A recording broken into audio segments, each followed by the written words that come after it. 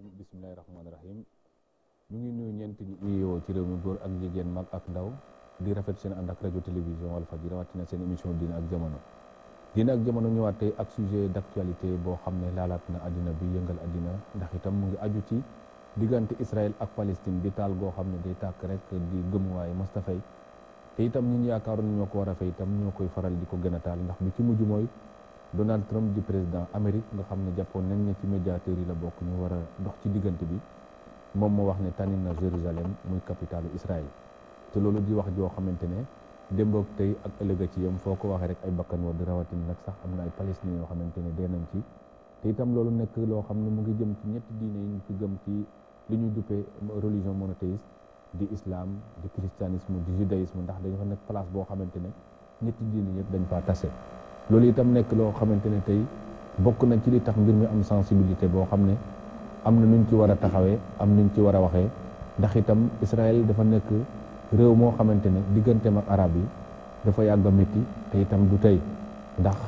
avant 1900 nga xam ne ay 1800 nangam ba léegi bañ waxee mouvement sioniste bi ci congrès international bu 1905 ñu doon laam-laamee diggante Ouganda ak Palestine ñu faf tànn Palestine boobu ne moom mooy nekk état juif boobu état juif bi ñu daan gént di ko xalaat ba taxawal ko fa boobu ba léegi nag jàmm amu fa jàmmarloo moo fa ëpp diggante israélien ak arab yi nga xamante ne réew yëpp dajaloo nañ en 67 sax ci guerre de 6 jours Israël dal di dóor ba pare bu génn nangu ay territoire yu bëri nangu ko ci Jordanie nangu ko ci Syrie nangu ko ci Liban ak Égypte yooyu yëpp nekk yoo xamante ne ba tey ji mooy wéy nag nekk xeex waaye arab yi seen biir itam bañ a booloo ak ñàkk a booloo tax ñu néew doole ba fu mu jógee rek duma leen du may métti loolu itam jullit yi ci biir àddina bi toll ci foo xamante ne jar na lu laaj nag ndax Palestine ak question Palestine ñor na leen ndax léeg-léeg ñu génnee doole bu rëy feneen waaye fii daal beneen ñi dañ cee mujj maar wala boog ñu miin ko miin koo xam ne léeg-léeg sax ay bakkan waddu fa te nit ñi duñ ci wax tax tey jii nag ñu ne nañ ci waxtaan diggante Israël ak Palestine waaye itam nag arbitre bi nga xam ne moom mooy troisième bi di Amérique di Donald Trump nga xam ne itam falu na waaye palinam itam indi nit ku bees ci Amérique indi doxalin bu bees ci Amérique doxalin boobu itam trajectoire Trump ci biir àddina bi ndax yemul ci mbiru Israël kese naka la ko nit mën a jàngatee ci nekkinam ak ëllëgu Amérique nga xam ne dañ ne mooy gendarme du monde te itam moom nee na pare na ci bu fa waree yar nit ñi génnee sax ay nganaay kon ñu ngi ciy prier ay nit tey ngir mën cee waxtaan bokk na ci ki nga xam ne mooy professeur Louis Mendy di koo xam ne di professeur de littérature et de civilisation américaine di ko jàngale ca université Cheikh Anta Diop bu Dakar professeur Louis Mendy maa ngi lay nuyu. maa ngi lay fay Ousmane. maa ngi fi ak sama naataango Serigne Saliou Samb di docteur en sciences politiques journaliste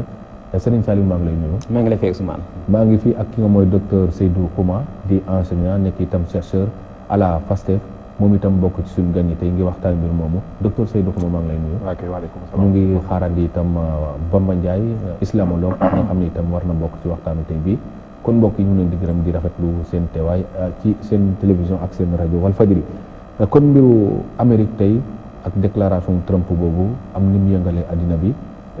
professeur Louis Mendy bi nga déggee déclaration Trump boobu nga xam ne yàgg ngay suivre la trajectoire de Trump nga xam ne nit la koo xam ne bi mu faloo ci Amérique yàgg ngay observer ay président ndax lu la bett la ci moom wala itam yaa ngi xaar sax mu jàll ci yeneen cas yu mel nii. merci Ousmane maa ngi lay remercier ci invitation bi di delloo encore di nuyu Saliou Samb parce que nañ fi daje ak Kouma ci plateau bi je pense que débat bi comme ni nga ko waxee c'est quelque lu am importance la parce que xam gis nañ ne réew mi yëngatu na ci fan yi passé li Trump wax man dama ko jàppee ne bon bettu ma parce que nit ki noonu la xaw a mel quoi ay déclaration incendiaire yàgg na ko def mais wax bi mu wax pour man boo xoolee au fond waxu nit ku daanu ci saret la parce que li mu wax boo xoolee point de vue personnel am la jox bu dëkkam et que boo xoolee depuis bi mu ko waxee ba léegi je ne pense pas que mu am yeneen pays yu topp ci ginnaawam di naan dañuy def la même chose donc wax boo xam ne la boo xoolee au fond États-Unis rek la engagé parce que Jérusalem ku ko xam ne c'est un pays boo xam ne comme ni nga ko waxee les trois religions monothéistes et la dernière fois maa ngi réfléchir ma ne bu ñu xoolee Jérusalem les trois religions monothéistes judaïsme islam ak christianité ça symbolise un peu l'unicité de Dieu. Parce que toutes ces religions disent qu'il y a un seul Dieu. Donc le fait que ñetti religions yi dajee ci menn dëkk, c'est un grand symbole de l'unicité de Dieu. Imagine-toi, musulman, juif ak chrétien, di fa dajee di prier, ça montre que benn yàlla la, benn symbole la, et que ce symbole est représenté par Jérusalem. C'est très important. Donc li Trump wax,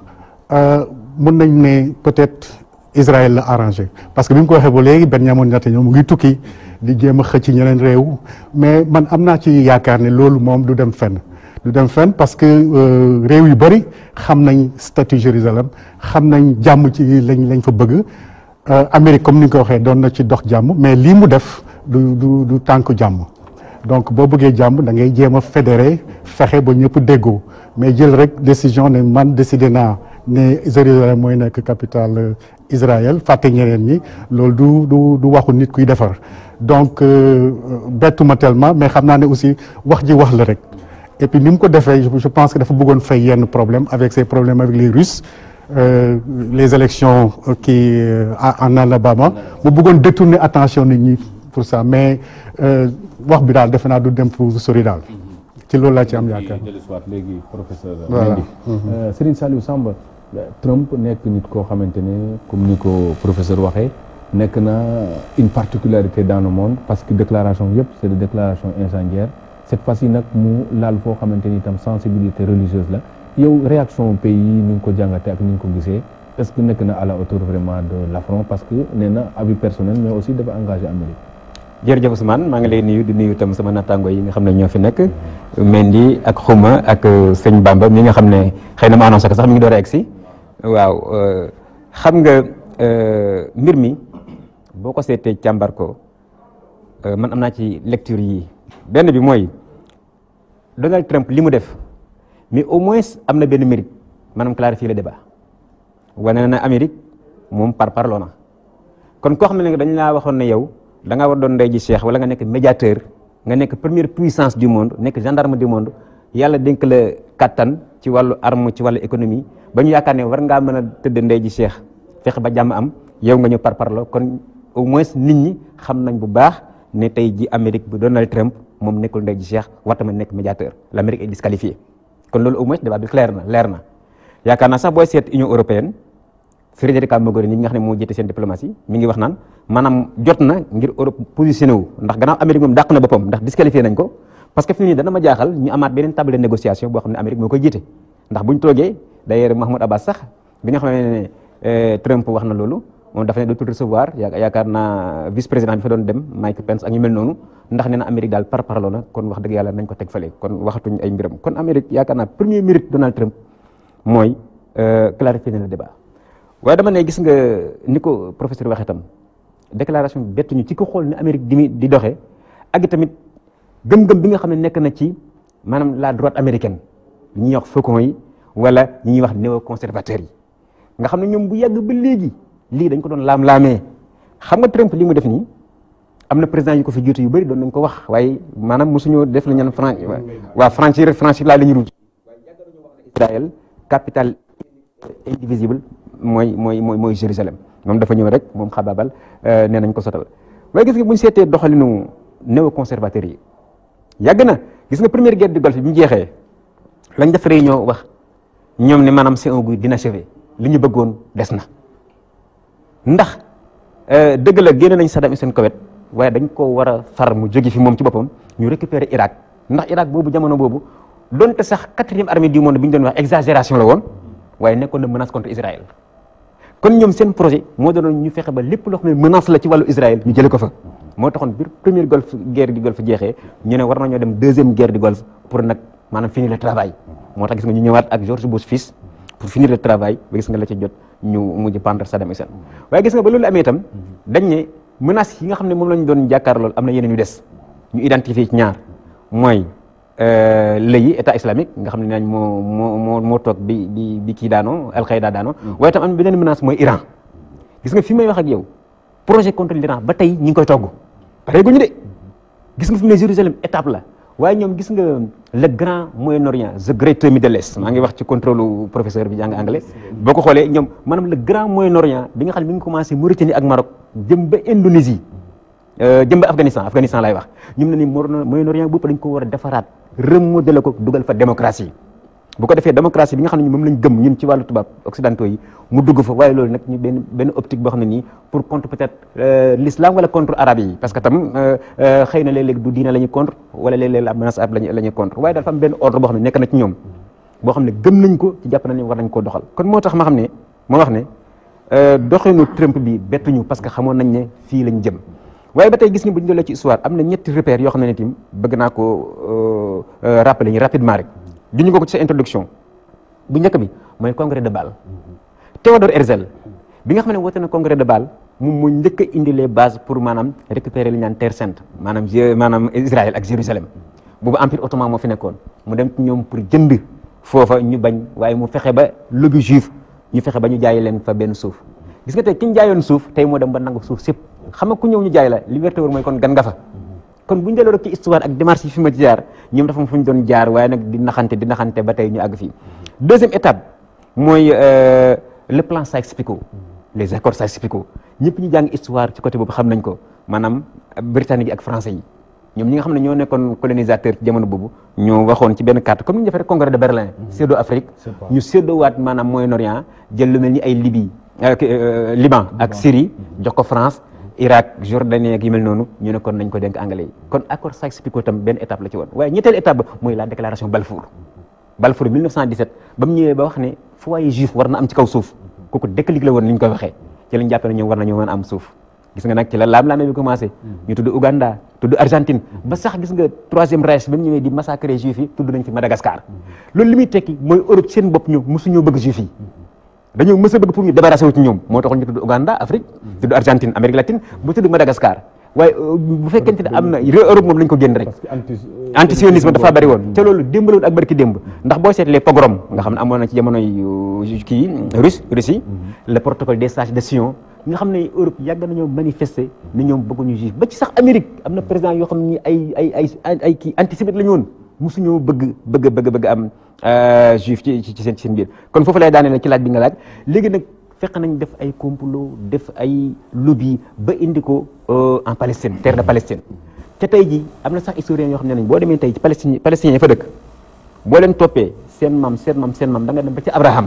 waaye tey juif yi fa dëkk tey Israël amu ci kenn koo xam ne boo ko toppee génn ñaari maam ñetti maam di nga gis mu am fa maam doo ko dégg nga xam ne kon doole ak tappale ak caaxaan rek lañ def ba ñëw aakimoo ko waaye nag conséquence bi li ko waral tey foofu lay daanele mooy la réaction tout le monde sait que n'est pas la hauteur tey jii dafa mel ni ko jullit ñi dañu leen tétanisé tey jii ki nga xam ne moo waroon a taxaw tey régler ko dëgg tey suba ngoon mu ngi dal ci kaw jullit ñi ni moom di leen dóor kooku mooy kan Arabie Saoudite le roi Salman ak doom ja Mohammed Ben Salman nga xam ne tey jii ñoom la ñu yaakaaroon ñu régler problème islam bi tey am nañ beneen problème ñoom ak réewu jullit ñi ndax ñoom ay wad am Iran ay am Yémen ñoo ko taal fi ne nii am nañ ay information yu leer yoo xam ne war nañ saoudien yi dem nañ gis juif yi Israël wax ak ñoom pour ñu dóor Liban pour ñu attaque Hezbollah loolu moom yaakaar naa agence de renseignement yi ñëpp wax nañ ko waaye Israël doful ndax xam ne Hassan Nasrallah moom ko wax mu xuri la moo tax fi ne ñiy wàcc ñemeeguñu dans les années 70 ba léegi waaw ñu ngi dépenser de l'argent intérimaire des Nations Unies au Liban waaw léegi nga xam ne foofu réaction dëkk jullit ñi dafa des ndax nee naa la ki nga xam ne mooy leader moo war a nekk leader ci monde islamique moom tey jii maanaam liggéeyam mooy xëy di xeex ak jullit ñi ma nga Syrie di xeex ak jullit ñi ma nga Yémen di xeex ak jullit ñi ci biir réewam sax maanaam Mohammed Ben Salman mi ngi jàpp doomu baayam yi mi ngi jàpp ne yaay mi di tëj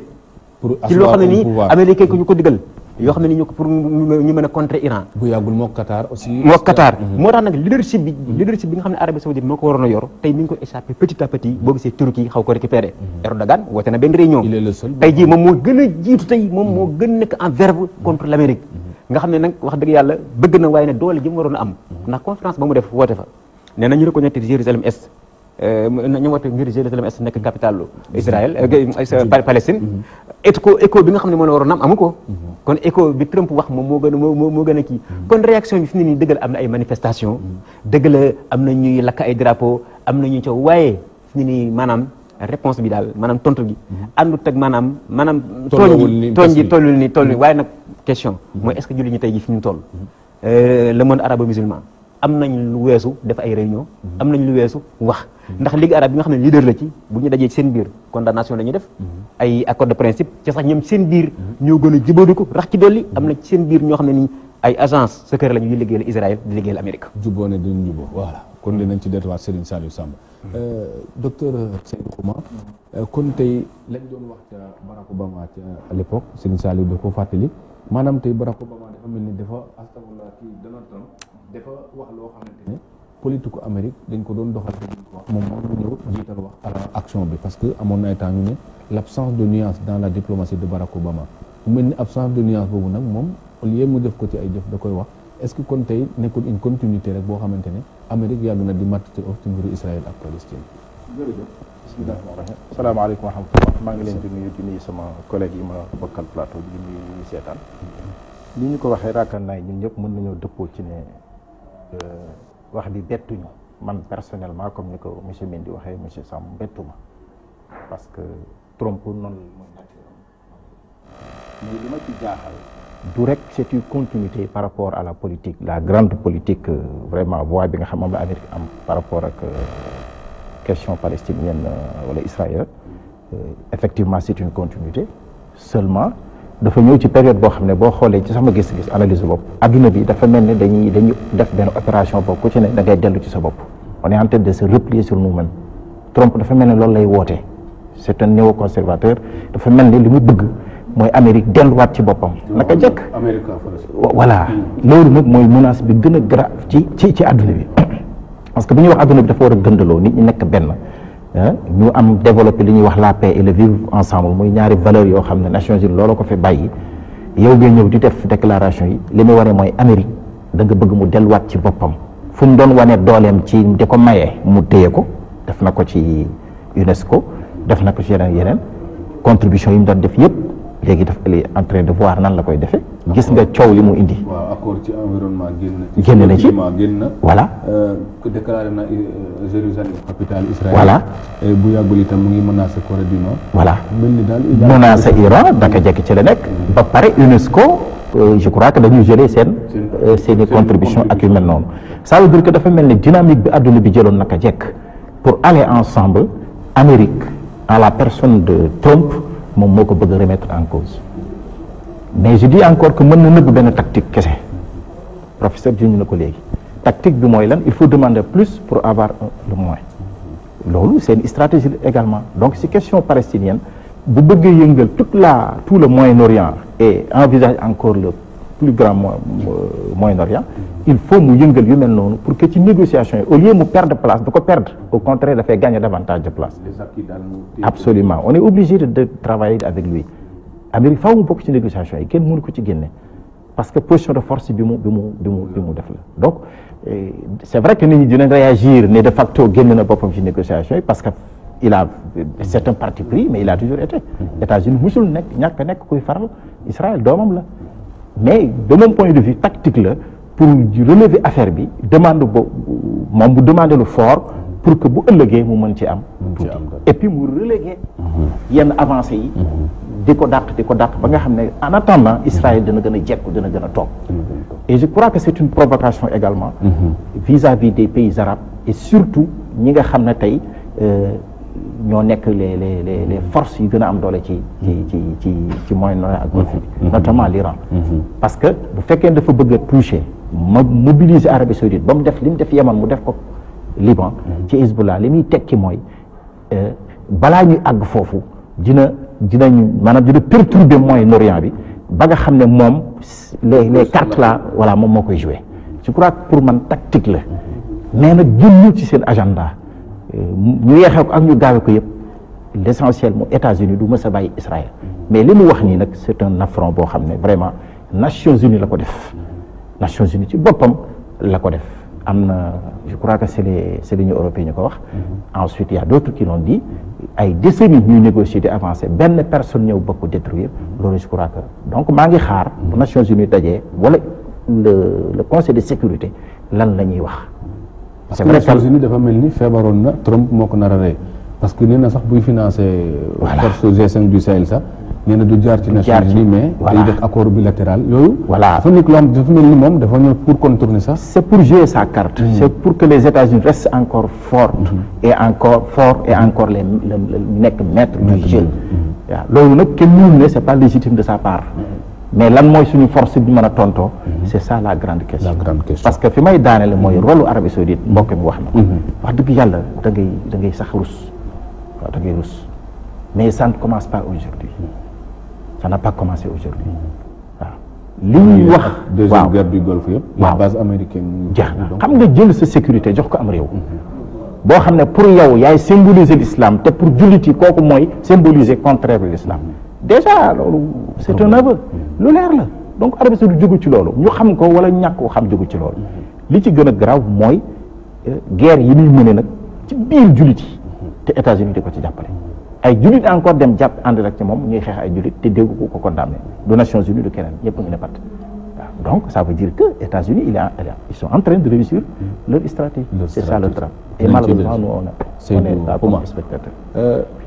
Oustaz Bamba Ndiaye maa ngi lay nuyu. voilà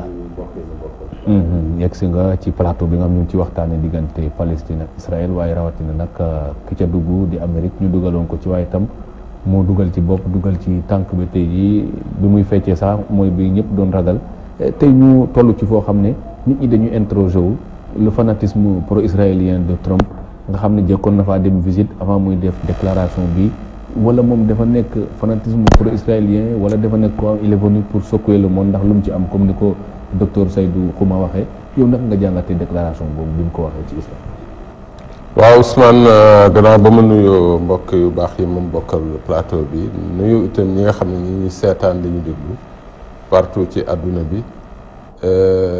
daanaka li ma jot a dégg mbokk yi ma jiitu wax ko rek moom laa ci xalaat Trump bi muy ñëwat analyste yëpp wax nañ ne c'est un anticonformiste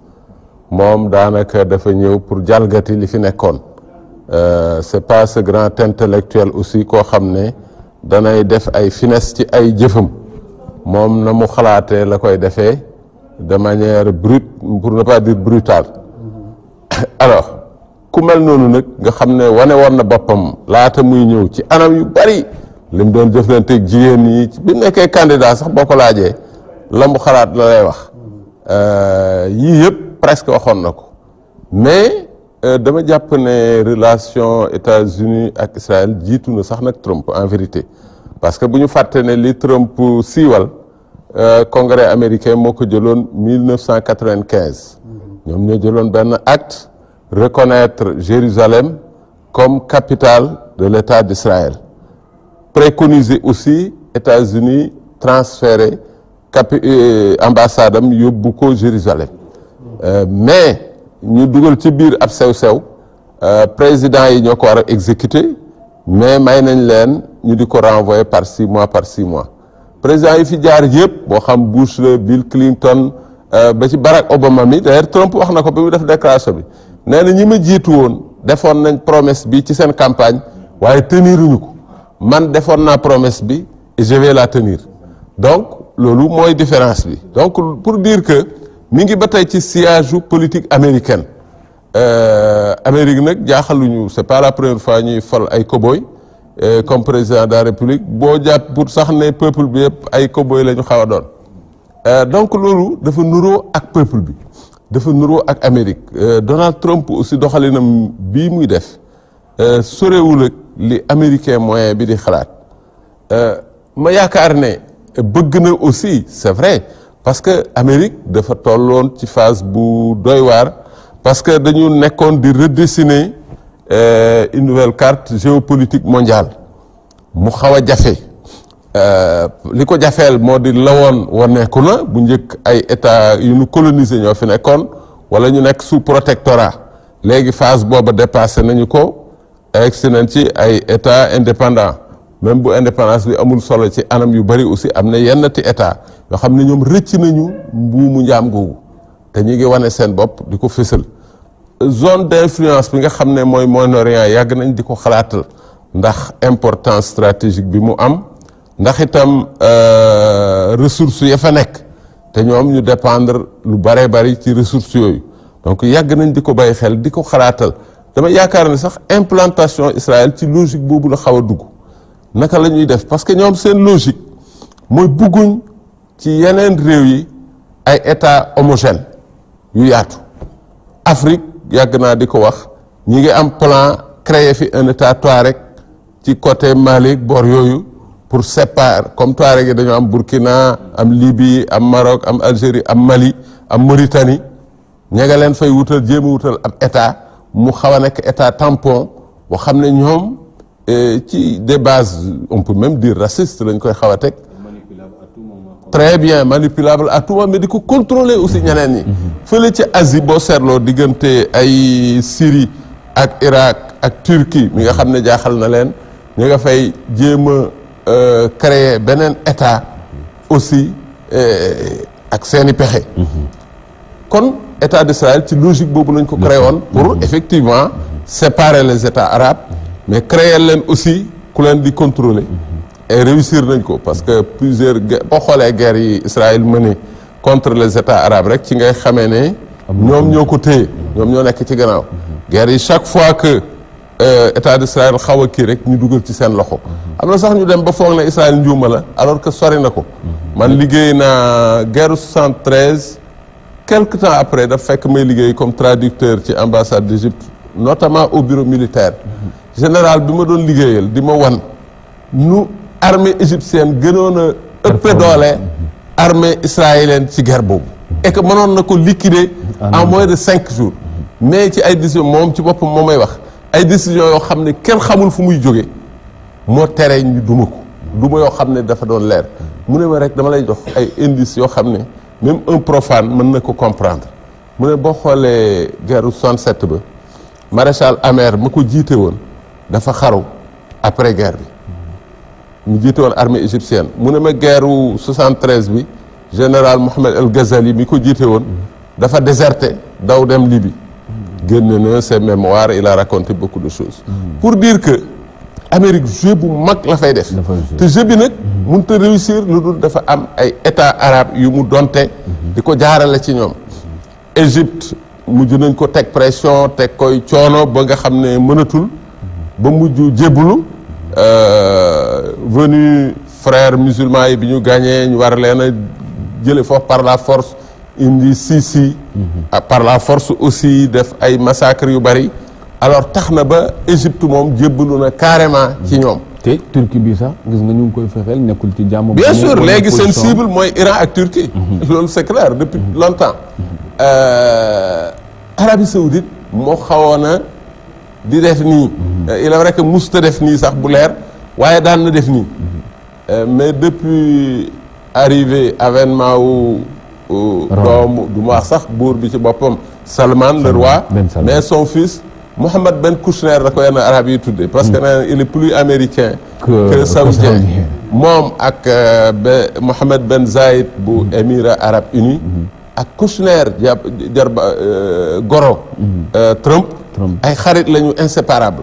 dañu wax sax ne moom moo leen di dicter ñoom ñaar presque léegi li ñuy def lépp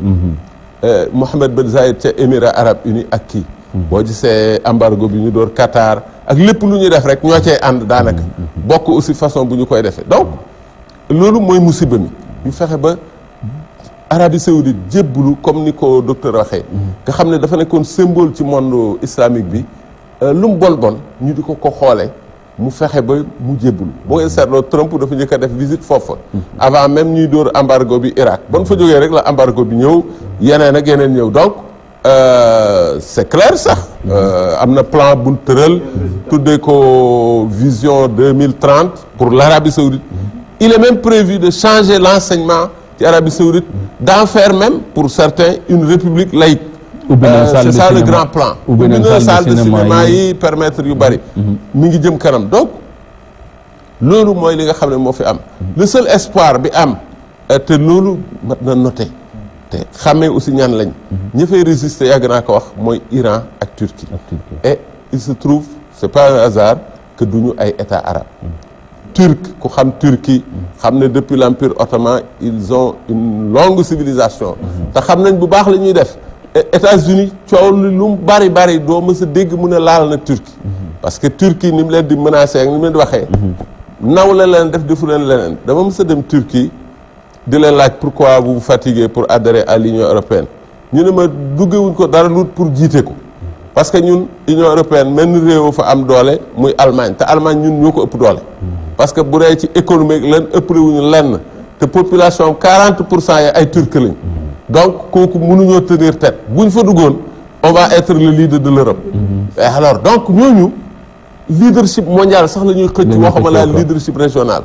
Iran la même chose gis nga ko ay affaire nucléaire yi ni mu bañee jàppanteeg États-Unis ba tey jii ñu ngi leen di tenir tête donc problématique boobu moo leen jaaxal ñu jël nag réew yu mel ni Arabie Saoudite gis nga ñu ngi formé ay alliance militaire yooyu alliance militaire comme États-Unis duutu xeexal boppam parce que dofatul ba di ko def ndax bu ca duggee Chine dana ko dépasser peut-être même Russie ak Japon ak d'autres pays donc du ko def mais mën na pousser ay guerre froide ku mel ni Arabie Saoudite mu wuti allié di ko jël si ñu defe naa ña nga ci biir alliance ba ak yeneen réew daal di ne voilà daal leen ci kaw Iran wala daal leen ci kaw ñàkkul plan yu mel noonu ñu di ko jéem a dox alors bu mu indi finalement yu mel nii parce que conflit li mu déclenché nit ñëpp dañu ne mën na sax jur bu doon jamono yu njëkkee 3e guerre mondiale ndax c'est sûr que le monde arabo-islamique duutu toog loxoy neen bien que ñi ci ëpp amatuñu pexe mënatuñu dara waaye le monde islamique non arabe ñooñu duñu ay dof même Afrique gii sax li ñuy néew doole boo seetloo suñu taxawaay moo gën a ferme taxawaayu réewu arabe yi wax nga ko Ligue arabe dee na yàgg na presque dee na réunion sax mënatu ko Kadhafi daan na leen ko wax ne leen man bàyyi naa leen dem Union africaine parce que seetlu naa ne africains yi ngeen di xeet ñoom Union africaine OUA la booba ba OUA juddoo ba tey musuñoo raté benn année benn sommet bu ñu war a def yéen ba ngeen juddoog tey li ngeen def ci sommet mutut sax juróom ndax seeni xuloo ak i xeex donc réalité boobu mooy li fi nekk américain nag xam naa ne ku mel ni Trump dafa bëgg a jouer ci yu mel noonu moo tax muy wutal Arabie Saoudite ay alliés pour gën a tas le monde musulman bu ñuy ànd ak Arabie Saoudite ñi ànd ak Iran ñi ànd fële bu ñu xeexoo ci seen diggante dafay nekk conflit boo xam ne ñoom ci la ñuy profité waat pour repositionner wu et arbitrer ko et demain reconstruire ci dollars yu bëree bëri yu ñu leen nar a fay ko daan defee Oustaz Bamba Ndiaye professeur Mendy kon Trump boo koy xool tey nga xam ne nit ñi amoon nañ ci moom apparence ca campagne waaye mu mel ni l'apparence ak l'essence aussi amul benn ligne de démarcation parce que ay déclaration ak yooyu yëpp mu mel ni kuy fàtte toujours ne il n'est plus le Trump d'autrefois mais toujours daal yu mel ni la indi loolu lan la ko mën a jural moom ci boppam parce que wala fee wax ne deretu muus baaxul ci kër waaye dina aay ci muus mi itam parce que actuellement gis nga Alabama bi nga doon wax 62% la fa gagné woon ñàkk na fa poste sénateur ba mu daanu ci loxo ñi nga xamante ne ñooy démocrates yi yooyu est-ce que commencé wul nekk loo xamante ne mën na ko jural sax moom ci biir Amérique ay mbir. waaw Ousmane li nga wax dëgg la parce que Trump dafa nekk koo xam ne depuis bi ñu koy suivre ci campagne bi ba ni mu nekkee président dafa nekk koo xam ne moom la ñuy wax en littérature un peu le fou du village donc li kenn ñemewul wax moo koy wax moo koy def aussi. Donc, li Bamba wax sànq, c'est très important. Il y a un problème dans le monde arabe, c'est-à-dire que ils sont faits pour ne pas s'entendre. Et puis, loolu yëpp am na lu ko lal, c'est-à-dire États-Unis mu ngi ci biir. Et donc, finalement, Trump, bi mu ñëwee, effectivement, on se rappelle de son slogan, Make America Great Again. Donc, tout son objectif, c'est que Amérique nekk au-dessus du monde. De décider, surtout de décider. Que ce soit pour le monde arabe, l'Afrique et tout ça, oui, nous pouvons consulter parce que moi je suis le chef, je suis le peuple élu. Et puis ça rejoint un peu cette entente avec Israël parce que tous les deux peuples-là, que ce soit le peuple américain et le peuple israélien, c'est des peuples élus de Dieu. C'est-à-dire c'est Dieu qui les a choisis pour diriger le monde, que ce soit en religion ou en politique et tout ça. Donc cette complicité-là, cette façon de faire, montre que donc ñaari pays yooyu kenn mënu leen xaajale. Et li Trump def aussi en déclarant Jérusalem capitale de l'État d'Israël, c'est une façon aussi de reconnaître Israël joxaat ko doole par exemple Israël dafa nekk dañ ko implanté comme ni ko Bamba waxee au milieu des Arabes pour les diviser et pour leur créer des problèmes également c'est un tampon, un pion des États-Unis pour créer. C'est la seule démocratie ci ay monarchie la yooyu. Voilà exactement. Donc tout ça montre que Trump am na lu mu def ci botam idem Make America Great Again. Amérique ci topp ci au sommet. Et que Amérique mooy décider kenn mënul def dara te jaaroo ci moom donc ça c'est un objectif très clair. Mais li nga wax aussi le fait que muy def yenn yu incendiaires yooyu. déclaration yu métti yi di def yenn jël action yenn yi mën na ko jural dara. retour de flamme doo xam. Voilà exactement parce que xam naa fi nga jëm parce que aux États-Unis ñu ngi wax affaire impeachment ak yooyu. que mën nañ dem ba foofu bu ñu demee ci Alabama en fait. Les deux candidats là Roy Moore ak Dick Jones John je crois moom dafa def ce qu'on appelle en anglais robocall c'est-à-dire dafa ne voté leen kee mais Alabama c'est un état conservateur qui a toujours voté républicain. Voilà très religieux aussi quoi mais boo xoolee au fond ils n'ont pas voté ils n'ont pas choisi un sénateur démocrate depuis 92 et cette fois-ci ils ont changé parce que ils se sont dit que voilà un président qui veut nous obliger à faire quelque chose boo xam ne c'est contre nos valeurs parce que Roy Moore li ñu koy critiquer ñëpp xam nañ ko ay viol ay harcèlement avec des mineurs de 14 ans xam naa ils se sont dit voilà quelqu'un boo xam ne mënuñu ko gobe waruñu ko votel et nous sommes libres parce que nous croyons en certaines valeurs que monsieur Roy Moore n'incarne pas même l'autre là ki ñu élire sax ça a posé un petit problème parce que c'est quelqu'un qui est comme on dit en anglais pro-choice à faire avortement il dit que la femme doit décider si elle veut avorter elle peut avorter or Alabama c'est un état conservateur ñoom ils sont contre l'avortement en réel mais nag comme ni ñuy wax en français entre deux mots il faut choisir le moindre donc Doug Jones c'était le moindre mal et ils ont voté pour lui donc de fil en aiguille problème yooyu Trump di am mën na peut-être yegg ba un jour ci impeachment mais impeachment beneen problème aussi c'est un peu compliqué soo bëggee mën naa ci dellu si mais c'est quelque chose boo xam ne c'est très compliqué mais on sent que Trump mu ngi commencer am problème parce que boo xoolee le problème des Russes ingérence dans la campagne les enquêtes qui se font actuellement voilà et proches yoo xam ne ñu ngi leen di impliqué très bien ces problèmes avec la Corée du Nord voilà tout ça ça montre que Trump actuellement mu ngi commencer ñu ngi koy commencer affaiblir donc wax nga ko léegi 62% la moon fait donc logiquement des républicains moo waroon gagner mais ça montre que le peuple américain qui n'est pas voilà comme yow tu aimes souvent dire il a trompé le monde mais on peut tromper un pays une partie du temps mais pas tout le pays tout le temps non peut-être qu'il a trompé les Américains tous les Américains une partie du temps mais il ne pourra pas les tromper tout le temps donc les Américains commencent à se réveiller et à comprendre le vrai jeu de Trump et je pense que ça peut mener quelque part boo xam ne du baax ci moom bon kenn xamagul lu muy indi mais bu changé wul stratégie continuer sur cette ligne là mën na ko jural ay problèmes yu bëri dinañ ci dellu soit professeur Mendy Serigne Saliou Samb ñu gis ne yëf yi bi mu xewee Serigne Bamba mu ngi doon rappeler guerre yi Israël mosa am ak arabe yi yëpp mais comme arabe yi comme ni ñu wax dañ déggoo ci bañ a déggoo bu mukk dañ doon gis affaiblir kenn koo xamante ne Israël day ñëw dal ci kawam ñu gis ne ca 73 boobu ba ca 78 bi ñu xeexee dugg Égypte ni di génn am na réewu Afrique yoo xamante ni Ouganda mi gënoon jëriñ ci Israël sax dafa dagg relation diplomatique mais fii ñu condamné cette fois-ci aussi dañ gis ne ñu ngi condamné te bu yàggul bi Arabie Saoudite amee problème ak Qatar nga xam ne ñoom seen mbiru bopp la ñu woo suñu ambassadeur sax toog fii récemment la ñu dellu te bii yaakaar naa jaroon na aussi waxuma la woo ambassadeur mais ambassadeur dajaloo ñibbi parce que dama yaakaar na aussi boo buggee réaction bu tolloo à la hauteur de l'offense aussi dina jot aussi nit ñi di concerté ci fan woowu jël seen courage à deux mains. waaw comme ni nga ko constaté rek ñëpp ñi def analyse ak ñi seetlu ak càmbar wax nañ ko maanaam la réaction est trop timide elle n'est pas à la hauteur de l'affront parce que comme ni nga ko waxee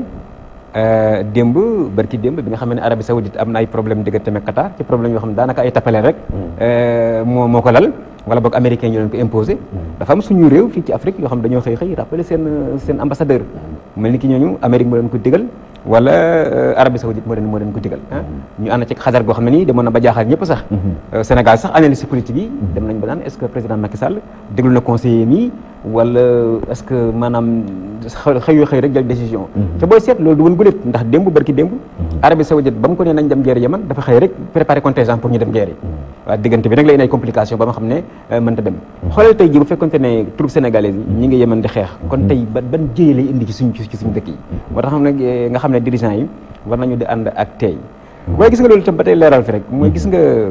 dëgg la tontu gi ak maanaam tooñ gi maanaam booy seet dafa mel ni yàlla ak yàlla waaye gis nga loxo Israël mi ngi ci biir xam nga Israël dëgg la Oustaz wax na ko léegi du njuuma ndax lu bëri ci li ñuy wax ci Israël mythe la gis nga Hassan Nasrallah taxaw na wax ko ne Israël li ñuy wax lépp ci moom mythe la def benn déclaration ne maanaam le temps des défaites est révolu ni mu daan def rek ñëw dóor ñu daw yooxuma dem jeex na moo tax gis nga guerre bu mujj bi mu def ak Hezbollah yaakaar naa Israël dafa mujj taxaw ne c'est le feu ku léet parce que mu sànni ñu sànni tey jii Avi Pazner dem nañ ba mu wax ne nee na Hezbollah am na 100 000 missiles yoo xam ne mi ngi ko pointé ci Israël nee na Israël pour la première fois de leur histoire ñi ngi def ay exercices maanaam de mobilisation interne xam nga guerre préventive lañ daan def waaye tey xam nañ ne guerre maanaam intérieure mën na am te nee nañ fi muy jóge mooy ci maanaam Hezbollah wala ci Iran kon Israël booy seet rapport de force la gëm man gëw ma ni Israël même processus de paix bi yàgg naa ko wax ne jamono du mës a ñëw ba Israël toog signé ne Palestine jëlal Jérusalem Est muy sa capitale man génn naa du mës a am ci jàmm rapport de force rek maanaam ni mu def ba dóor nit ñi dóor ko mu génn rek moo koy def tant que defuñ ko du mën a nekk moo tax nag loolu la xam ñu allié puissance militaire lobby ak diplomatie Benjamin Netanyahu premier ministre Israël bi nga xam ne Donald Trump jël na décision bi lu mu def dafa xëy rek jël avion def ay tournée dem Union européenne ca pareegul fi nii programmé na dem Asie yaakaar naa dem na Russie foog nga dem na fa programmé na ñëw Afrique ngir wax ne yéen réew yi nañ topp Amérique moom sax wax na ne nee na am na réew yu ko contacté yoo xam ne nee nañu incha allah fekk ay weer danañ reconnaître Israël xëy na mën naa nekk wala mën naa nekk tam ci stratégie rek ci lobby bi rek kon xam ne Israël toogul waaye ba mu demee li ñuy wax léegi ci Union européenne occasion la en or pour ñu ñëwaat sur la scène internationale xam nga depuis guerre froide nag diggante États-Unis ak Union soviétique Union européenne Europe daanaka dañ ko effacé woon biñu demee ba kii daanu Union soviétique daanu le monde unipolaire waaw ñu yaakaar ne Europe mën naa ñëw waaye Europe nekk ci ay contradiction ba gis nga Brexit bi yeneen réew naa bëggatuñu Europe gën a néew doole waaye tama nañ tey occasion la pour Europe ngir jëlaat leadership bi ndax nee na Amérique gannaaw moom feeñal na boppam donte mës na nëbbu boppam sax ne man damaa far kon yaakaar ne comme dafa far mënta nekk nag continuer négociation yi kon maanaam c'est le moment pour l'Union européenne moo tax Benjamin Netanyahu Europe lañ njëkk a ciblé gis nga dem parce que xam na ne Europe après les États-Unis fi ne mooy décidé après nag le programme nag war a dem Russie dem na fa ba noppi war a dem Chine ak Afrique loolu mu wax ne ci réaction réew yi ak rawatina Afrique maa ngi fi ñëw loxol Israël mi ngi ci mooy Israël fi mu nii fexe na ba am ay coopération ak réew Afrique yu bari ndax ñu ngi leen jàmbale ñii ngi leen di jàppale ci wàllu économie ñii ci wàllu militaire ñii ci wàllu renseignement réew mel ni Sénégal nga xam ne c'est très particulier xam nga bi président Macky Sall nekkee derrière résolution boobu nga xam ne condamné na Israël ci yaakaar ne àddina bi yëpp tàcc ko ci ndax damay wax ne président bu defee loo xam ne dañoo yaakaar ne du noonu dañ koy critiquer waaye bu defee loo xam ne nii ñëpp ànd nañ ci dañ koy tàcc sargal ko yaakaar naa jamono boobu Sénégal Afrique àddina bi foo dem turu Sénégal feeñ na ndax yaakaar naa bu ma juumul Oustaz Bamba Égypte moo waroon a porter résolution bi waaye mu dem ba mu yàgg Amérique def ci moom pression mu dellu ginnaaw kon réew arab yi daw Sénégal taxaw dem Nations Unies ne nañ condamné colonisation yaakaar naa Sénégal diram set na foofu gannaawam bandang ni ñu koy waxee Israël nag loolu moo tax mu xam ne yéen réew ci Afrique dëgg la amuñ doole ci wàllu économie waaye mën na ñoom influence xam nga relation internationale yéen ñu jàngal nañu maanaam état yi dañu leen di diviser en état puissant ak état influent Sénégal daa bokk ci état influent yi waaye nag amul puissance ñoom xam nañu Sénégal am na influence ndax kàddu wax dëgg yàlla àgg na foo xam ne nii sori na gis nga cause palestinienne ñoom ci seen archive Israël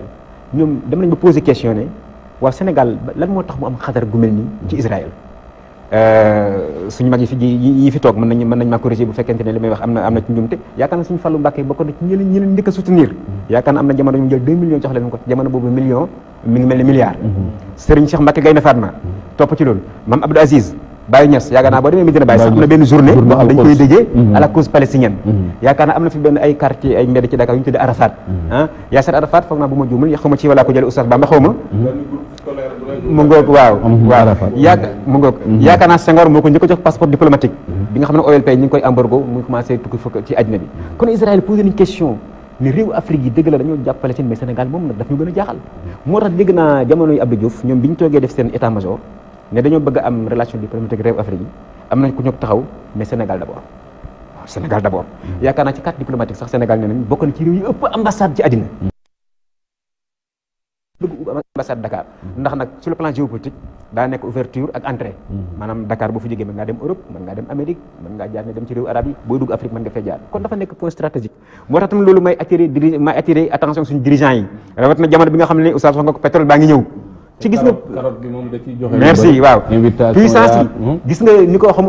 ni ko professeur waxee léegi gis nga ni ñu def ba tas Soudan xaaj ko def ko ñaari réew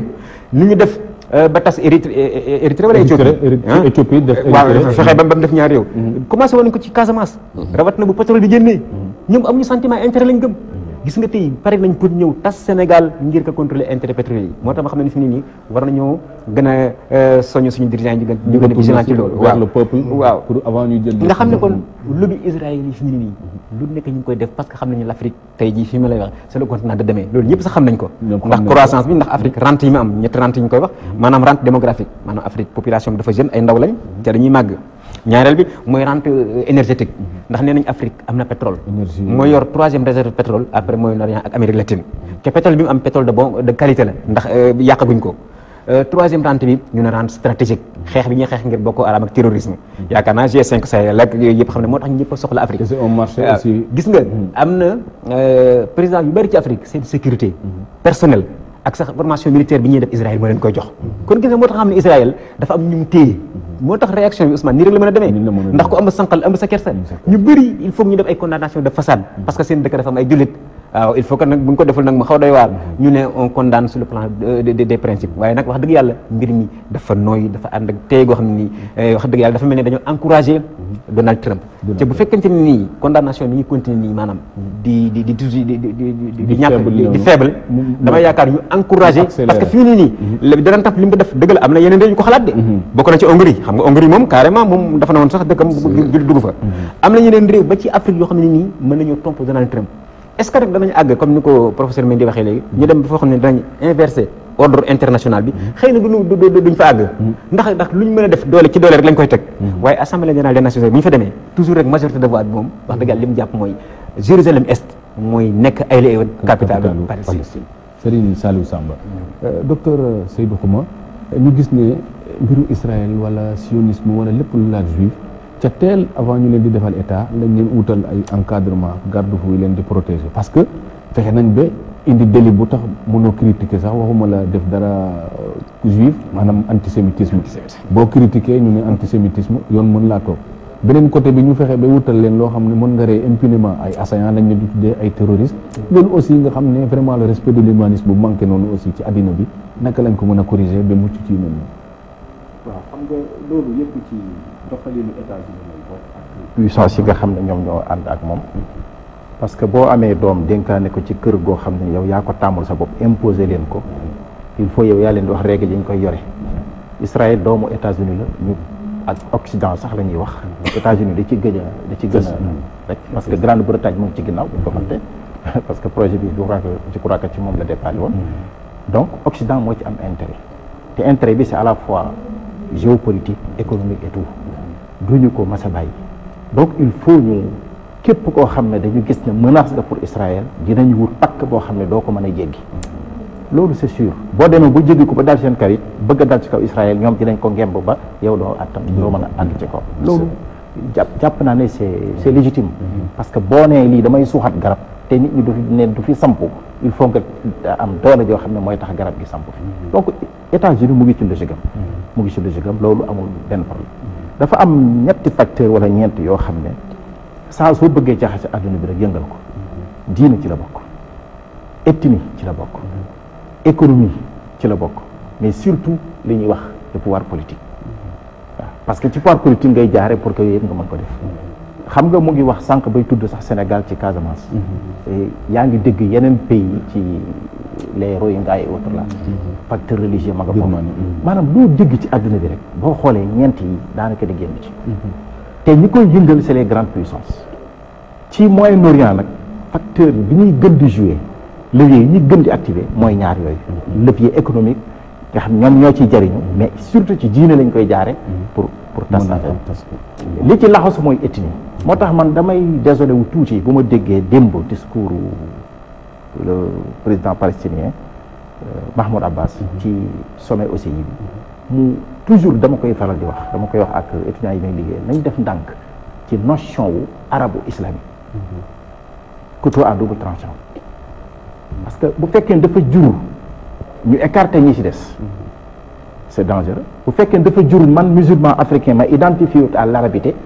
problème la bu fekkee ne dafay jur aussi ñu jël un problème qui devait être un problème mondial bu ñëpp bokk ñu séddu ko ñenn ñi pour ñeneen ñi génn ci difficulté la or le ministre wax na ko léegi monsieur Bamba Diagne pays ëpp doole tey ci l'islam ci àdduna bi duñu ay arab donc man dafa may démb bi mu waxee moom Abbas dégg naa mu wax loolu le monde arabe musulman man bëgguma yooyu ñu koy wax c'est vrai que mënuñu ko ñàkk a wax mais il faut voir plus loin parce que Turquie mi accueillir sommet bi dafa am duñu ay arab Iran bi nga xam ne tey c'est une puissance voilà et cetera beneen bi mooy boo duggee foofu da ngay gis ne dinañ sànni beneen poson ci biir arab yi mooy lu mel ne les Kurdistan ku ne xam na ne dans les années 90 si je ne me trompe c'est en 92 précisément ci lañ waxoon ne ñoom Nations Unies nañu def ay lignes de parallèle pour protéger les j'avais dit ici fii laa ko waxoon Faysal maa ngi gis immeuble kii nu mu tuddati pas immeuble Faysal mais UPIS maa ngi gis une future Israël à travers un état Kurdistan toujours maanaam poson rek lañuy sànni ci biir nit ñi poson bi wax nga ko léegi mooy ay mini état yoo xam ne ils se reconnaissent en une ethnie ou bien en une religion et cetera bu ko defee ñu mën na di jouer loolu moo xew Yaman xaw Siti ak ñeneen loolu la donc carte yooyu la ñuy jouer et je ne suis pas sûr que Kurdistan yi tôt ou tard parce que am na une partie des Kurdes mu ngi voté en Iran am nañ une partie en Turquie am nañ une partie en Syrie et cetera je ne suis pas sûr que référendum bi ñu defoon ne ne amuñu nekk seen ginnaaw pour que plus tard la ma waxoon man 92 loolu ñu tenir promesse c'est-à-dire tôt ou tard xalaat dinañ tal keneen ku dul Palestine Israël voilà le jeu loolu moo tax man bu ñuy wax arabo-musulman damay xaw a jaaxle parce que wax nga effort yi jóge fii Sénégal wax ngeen ko yéen ñëpp ci effort yi suñu sëriñ ci def pour défendre Quds patrimoine mondial la dañ ko war a défendre au nom de l'humanité mais au nom de Dieu parce que yàlla moo fa wàccee les religions monothéistes man je ne suis même pas d'accord qu'on parle des monothéistes il y a un seul monothéisme maintenant avec une pluralité c'est-à-dire c'est des confessions à l'intérieur d'une religion kenn ku ne mën ko exprimer ci façon bi la neexee mais l'essentiel c'est que Dieu est là donc loolu symbole la te Arabie Saoudite mënoon na jouer ji rôle ci côté boobu mais daf ko échappé donc man li may regretter mooy loolu davantage Amérique di gën a suuxat di gën a jàppale Israël te fi mu koy jaare mooy lépp lu koy xatal dina ko dindi mais dina fexe ba dootuñu tal Israël au finish parce que nous aurons des problèmes à régler en notre sein voilà donc Turquie vraiment je salue sa position loolu aussi je crois que monsieur le ministre wax na ko léegi parce que pays bu yàgg am civilisation bokkul ak bu ko amul xam nga le mal du monde musulman aujourd'hui fekkee sañ naa ko wax mooy Arabie Saoudite dañu yàggul ci culture voilà un pays qui n'était pas très civilisé ni encore très avancé avec une culture forte parce que alors ran ummiyin la leen tuddee ummiyin mooy soit da nga jàngut soit yaa ngi doog jot révélation te révélation source de savoir autrement dit ça veut dire que bu fekkoon ne mën naa ko ci langage moderne damay wax ne c'est les analphabètes du point de vue de la civilisation ñoom ñu war assumer un leadership boo xam ne amuñu arrière garde bi amuñu base bi maintenant la Turquie qui a cette base l'Iran qui a cette base et les États-Unis étant très conscients de cela il faut les déstabiliser parce que léeg-léeg sax ñu xaw a joué feetoo côté Iran tuuti woyofal bombe bi Arabie Saoudite tiit voilà ñu mën a encore voilà parce que xam nañu Arabie Saoudite dans tous les cas mënu ko incarner c'est leadership la musulman mënu ko incarner ça moom de mon point de vue c'est impossible et d'ailleurs pente bi ñu jël te wax ngeen ko léegi fi ñu leen di dugal buñ fa àggee ils seront très loin de pouvoir assurer ce leadership parce que musulmans yi dañ leen di xeeb voilà ce qui va se passer Seydou Xuma dinañ ci leen soit léegi Oustaz Bamba Ndiaye ñu gis ne kon tey lañ waxoon ci liñ trouvé comme compromis maanaam deux peuples deux états bu fekkoon war naa mën a am ci la ñu mën a waxee sionisme parce que bu ñu waxee sionisme c'est une idéologie créer un état juif mais tey état juif mënta am te ñu gis ni itam sécurité Israël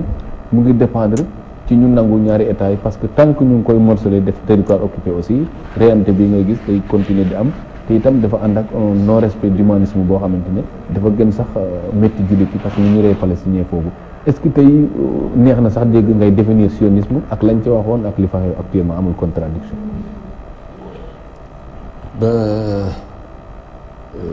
waaw je crois que ñoom ci sionisme bi leen ci mës a jublu mooy li docteur doon fàttali léegi rek maanaam soit nga dellu ci diine wala nga dellu ci xeet ñaar yooyu yëpp ay facteurs la yoo xam ne dañ ci ay leviers la yu ñuy actionner souvent pour gën a diviser pour maintenir la division c'est vrai que ci biir Israël am na ñoo xam ne idée sioniste lañ yore ñooñu c'est autre chose parce que ñooñu dañu fonder état bi ñoom ci diine am vision àdduna ci diine ñoo gëm le peuple élu de Dieu gëm yu bare bare delloo ko ci seen bopp alors effectivement ñooñu xalaat yu mel noonu moo dafa xaw a ànd ak li Trump def parce que ñoom gëm nañu ne al-Quds ñoo ko moom gëm nañu ne haykalu Souleymane temple Souleymane ba fa la nekk ak ay mythes yu bare bari yu ci laxasu yoo xam ne vraiment histoire demoon na ba dépassé ko mais ñoom delloo si waat nañ ko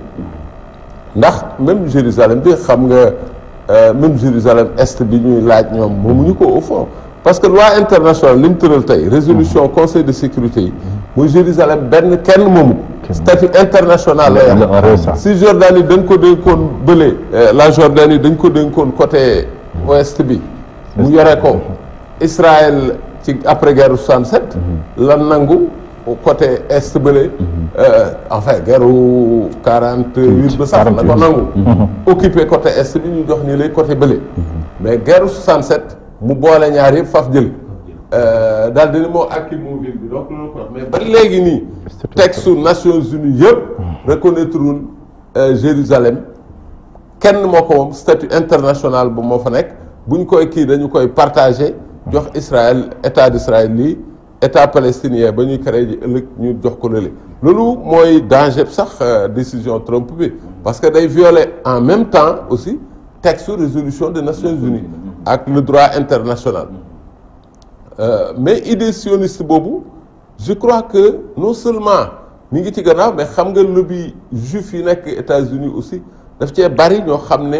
idée boobu la ñu yore te ils sont très actifs bon loolu ci diine yëpp la amee diine boo dem am na groupuscule yoo xam ne c'est des extrémistes di pousser toujours sur la religion mais de manière exclusiviste ñoom tendance boobu lañ yore loolu defe naa ne danger la woon boo xam ne dal na suñu mbokk arab yi docteur a ngi déplorer léegi la notion de arabe boobu musulman loolu évolution la bu njëkk arabe rek lañ doon wax xam nga lu ko waral le monde arabe dafa traversé parce que ñoom bi ñu jógee ci lu doon tuddee an-Nakba muy la grande crise bi nga xam ne ci la Israël nangoo kii bi ñu implanté état d'Israël njëkk a tenté la première guerre perte ko dañoo daanu complètement le monde arabe était à terre seen morale aussi wàcc bon ñu mel ni le nationalisme arabe nag juddu Nasser bokk ci ñi nga xam ne da ko doon incarné Saddam Hussein ñoo ñëpp c'était des nationalistes arabes pur et dur dama nañ sax ba exclure l'islam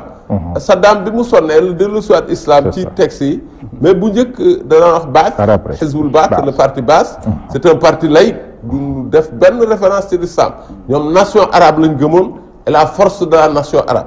bañ demee nag ba ami jël yu bare bari ba jaaxle ba daanu Nasser mujj faatu ñu guerraat ak Israël mu nekkaat défaite nañu mujj réveillé wu ci nag ne y a le monde islamique qui peut nous venir en appui c'est vrai man guerre 67 j'étais élève mais maa ngi fàttali ko bu ma daan jàngi maa ngi daan jàngi si rue Rafenel mais borom boo cathédrale fa la ambassade ci côté boobu la ambassade bu Égypte nekkoon à l'époque nit ñi da daan rang ba egg ci presque boru palais pour ne dañuy guerre da daan bindu pour ne dañuy guerre nit ñi dañ daan rang je me rappelle ces images dañ daan rang ci ambassade bu fële di fa yendu pour ñu bind leen ñu dem guerre yi contre Israël alors donc voilà bi ñu yëgee loolu nag xam naa yeewu ci les forces islamistes aussi jël ascendance ci le nationalisme arabe mujj ko mëdd carrément dans le monde arabe ci lañ leen waree nag ne bàyyi leen seen arabe bi ngeen di revendiquer arabe du dara lu ab ethnie koo fi am na ethnie mais affaire bi mooy l'islam ci leen def évolution arabo-islamique mais dama naan ba tey même islam bi au fond tudd nga ko léegi boo seetloon islam réew ci ëpp doole du ñuy ay arabe mais je dis même que l'histoire de l'islam même est mal présentée mais même ci début ba loolu dafa feeñoon xam nga islam bi mu feeñee yonent bi sallallahu alayhi wasallam ci moom la wàcc mu def arabe nekk Makka mais waa Makka dañoo ko bañoon dañu ne du fi amee ku dugg ñu torturer la torture yi dem ba dépasser les limites yonent bi sallallahu alayhi wasallam était obligé woo saxaaba yi ndax les premiers compagnons yi ko waroon ne leen benn solution rek la ñu am il faut sortir de cette ville wala ñu massacrer alors mooy leen nag man dama am xalaat dégg naa fële mel ni réew moo xam ne nit ñi ñu baax la ñu tolérant lañ man sama xalaat mooy ngeen dem fa laqatu ji ba ñu dëgër ñu door a dellu si parce que ñii kat ni ñu mel kenn mënu fee màgge donc ça dama ko wax ne c'est ça le rôle primordial de l'Afrique ci l'islam Éthiopie lañ dem Cheikh Anta nous montre que Éthiopie temps yooyu buñ ko jaawale ak Éthiopie jamono yi Éthiopie booba c'était presque l'Afrique parce que Sénégalais yeeg waa Afrique de l'Ouest da naan ñoo émigré Éthiopie ñëw dëkk si fii peut-être boobu ñoom ñëpp ils étaient là-bas donc Éthiopie représentait en quelque sorte l'Afrique foofu lañ dem làqatu ji saxaaba yi et 2 fois lañ ko def ce n'est que 8 ans après lañ door a dem Médine donc l'Afrique a découvert l'islam mboq mën a découvrir mais moo protégé damay faral joxe image dafa mel ni ku jur doom bañ Afrique ne jox ma ñu jox ko mu nampal ko teete ko ba mu dëgër ba mën a dox la door a delluwaat arabe bi loolu les gens ñu mettent pas l'accent pourtant taarixu siira téeri siira boo gis magaca mais dañ koy wax en passant on n'y met jamais l'accent c'est vrai que ñu bind histoire bi du ñu ay africain moo tax mais boo ko seetloo donc loolu mooy dellu histoire rek dama wax toujours ne même question palestinienne bi ba ñu demee ba créer un comité pour la défense des droits inaliénables du peuple palestinien Sénégal lañ ko dénk pour influence su Sénégal bi docteur doon wax léegi Saliou yàgg na aussi il faut le reconnaître donc Sénégal lañ dénk loolu mooy responsabilité aussi Sénégal ci question bi ñun dafa am loo xam ne xeet adduna yëpp ñoo tase dénk ñu ko mu jëm ci Palestine ba tey jii ñoo ko yore et loolu je crois que c'est une responsabilité immense mooy xam naa influence boobu nga xam ne yàlla yàgg nañu ko may wax dëgg yàlla te ñu war ko préserver aussi loolu aussi mooy waral quelquefois ñu war di jël ay waruñu yemale suñu bopp ak yeneen yi ay initiative te di moytu aussi lépp loo xam ne dafay yàq loolu te ñu ngi koy junj léegi Israël ci pénétration bi mu def en Afrique ciblé na bu baax a baax Sénégal defe naa ne yéen a ngi fàttaliku bi mu dajeek ñoom fii ci réunion CEDEAO bi ci Monrovia et décidé woon ñëw résolution bi moo yàqoon diggante bi ak Sénégal parce que booba tëraloon nañ ngoro gu naroon a neex mais résolution bi Sénégal présenté ko présenté en tout cas taxawoon na diggante ba yàqu mais defaraat nañu ko ba tey jii presque ña nga waat foofu bu fekkee nag ñun dañu nekk allié inconditionnel de l'Arabie Saoudite te l'Arabie Saoudite nekk léegi presque allié des États et des États-Unis loolu le risque est fort pour que Sénégal bascule boo sàggan te beneen côté bële loolu on ne souhaite pas parce que ñun dafa am rôle historique yoo xam ne joué luñ ko kenn ni arab yi ni ñeneen ñun adduna lu fi jóg yàlla daf ñu ci bës a dénk cër boobu la ñu war di dox parce que ça c'est notre devoir et je crois que waruñu jamais faillir ci mission bu demee noonu mission bu demee noonu kon transitivité boobu loolu laa gën a jàpp ci mathématique en relation avec B avec C A avec C donc Arabie Saoudite Israël ak Sénégal moo ko ne waaw professeur Mendy kon ñu gis ne comme Éric Besson yaakaar naa ancien ministre immigration moo doon wax ne je provoque parfois la haine l'amour parfois c'est excitant mu mel ni Trump aussi ci yoon woowu la ne mais parfois day dem ba bëgg a laal état de droit parce que tey boo seetee Israël ak ni muy doxalee non respect humanisme bi non respect éthique bi day dem ba mu ne da ngay dax wax Israël tey nekkatul état de droit te loolu mën a tourner aussi ba dem ci Amérique loolu aussi ci biir monde bi yan conséquences la mën a am ci ku ñu wax ne mooy puissance mondiale Voilà, je pense que sama naataango yi wax nañ ko sànq et j'ai bien aimé l'image benn image bu je pense que kii moo ko wax xuma moo ko wax que Israël c'est le petit frère ou le fils des États-Unis juñu naa ko sànq ma ne bon c'est deux peuples qui se considèrent comme des peuples unis quoi donc am na lu leen boole dans l'histoire et tout ça si bien que Israël fi mu nekk au milieu du peuple des peuples arabes xam ne États-Unis mu ngi ci ginnaawam moo koy dooleel parce que li ñu wax sànq c'est très vrai guerre de 67 guerre de 73 bu taxee bu ko Israël gagné c'est grâce aux États-Unis voilà donc États-Unis moo fa nekkoon jox leen jumtuwaay et puis def am lu muy def ci biir quoi donc Israël dafa nekk à un moment boo xam ne dafa ne man am naa ginnaaw xam nga boo amee ginnaaw mu ngi mel ni xale buy dem nga ne ko demal maa ngi sa ginnaaw bul tiit voilà xale bu day dëgër fit donc exactement noonu la demee donc finalement Israël dafa dem ba nga xam ne am na allié et la première puissance mondiale moo ko jàppale si bien que boo amee benn allié bu mel noonu da nga naan bon voilà je suis libre mun naa def lu ma neex mun naa kii ak yooyu parce que bi Trump waxee reconnaissance de Jérusalem comme capitale d'Israël mais Benjamin Netanyahu gis ngeen li mu def. la commencé voilà dox dem. voilà dem def le tour commencer par la France Union européenne et tout ça. Et puis comme ni ko Sali waxee il prévoit de venir en Afrique. Ça c'est pour dire que man ñun Israël bon peut-être on construit un petit pays amuñu population bu mag mais am nañu ginnaaw am nañu doole si bien que finalement dañuy xaw a beew. ñuy xaw a réew sax di def loo xam ne teguñ ko ci yoon mooy violation yi ngay wax et puis tout ça parce que dafa am ku nekk seen ginnaaw mais loolu yëpp li muy jur ñëpp xam nañ ko parce que en fait ce qui va se passer mooy en certain moment su fekkee ne les pays arabes ak le monde musulman comme on dit déggoo nañu pour essayer de stopper ça, ça peut créer des problèmes. Je pense que les États-Unis, c'est un problème. Bon, on ne peut pas leur dire de ne pas supporter Israël, c'est pas possible. Ils ont choisi, mais quand même, nous savons que le monde bi du ñom rek ñoko mom. Dañ ko bokk ak ay nit. Et que buñu bëggé jamm pour que ñëpp mëna am jamm, il faudrait que nous respections les résolutions des Nations Unies. Il est très vrai que Jérusalem c'est un patrimoine mondial. C'est pas pour un peuple, c'est pour tout le monde. Et je le disais au début, c'est tellement beau, symbolique, que les trois religions lui monothéistes se retrouvent là. C'est beau. C'est la seule ville au monde où on trouve ça. Wow, c'est formidable. Donc ce patrimoine-là, on doit le préserver en faisant ceci, en respectant chacun dans son domaine. Jérusalem-Est, c'est pour les Palestiniens. Jérusalem-Ouest, d'autant plus que les Palestiniens sont plus nombreux même, plus nombreux. Donc tout ça c'est très important et États-Unis war na ci bàyyi xel parce que egg nañ à un moment boo xam ne monde bi ñu toll conflit yenn yi day indi musiba rek moo tax gars yi naan bon est-ce que Trump du attaquer Nord Corée du Nord ma ne non parce que xam na conséquences yi mën a voilà c'est les conséquences donc lu ñu mën a def pour am jàmm am déggoo ci suñu biir moo gën Israël nag bu États-Unis en tant que grand frère ou en tant que père moo ko mën a contrôler moo ko mën a wax mais bu koy xamb pour gën a écarter ñee voilà, c'est ça. Donc je pense que c'est ce qui explique un peu cette fougue et ces violations dont on parle tout le temps. Et que bon, vraiment, il est temps que nous fassions un peu de bémol parce que le monde appartient à tout le monde. À tout le monde. Voilà. Professeur Mendy, si nous avons vu le combat nekk na peut-être combat entre États mais aussi nekk na combat des élites maanaam intellectuels yi combat de la presse parce que man bu ma xoolee dama gis ci réaction yi en Israël benn journal boo xam ni sax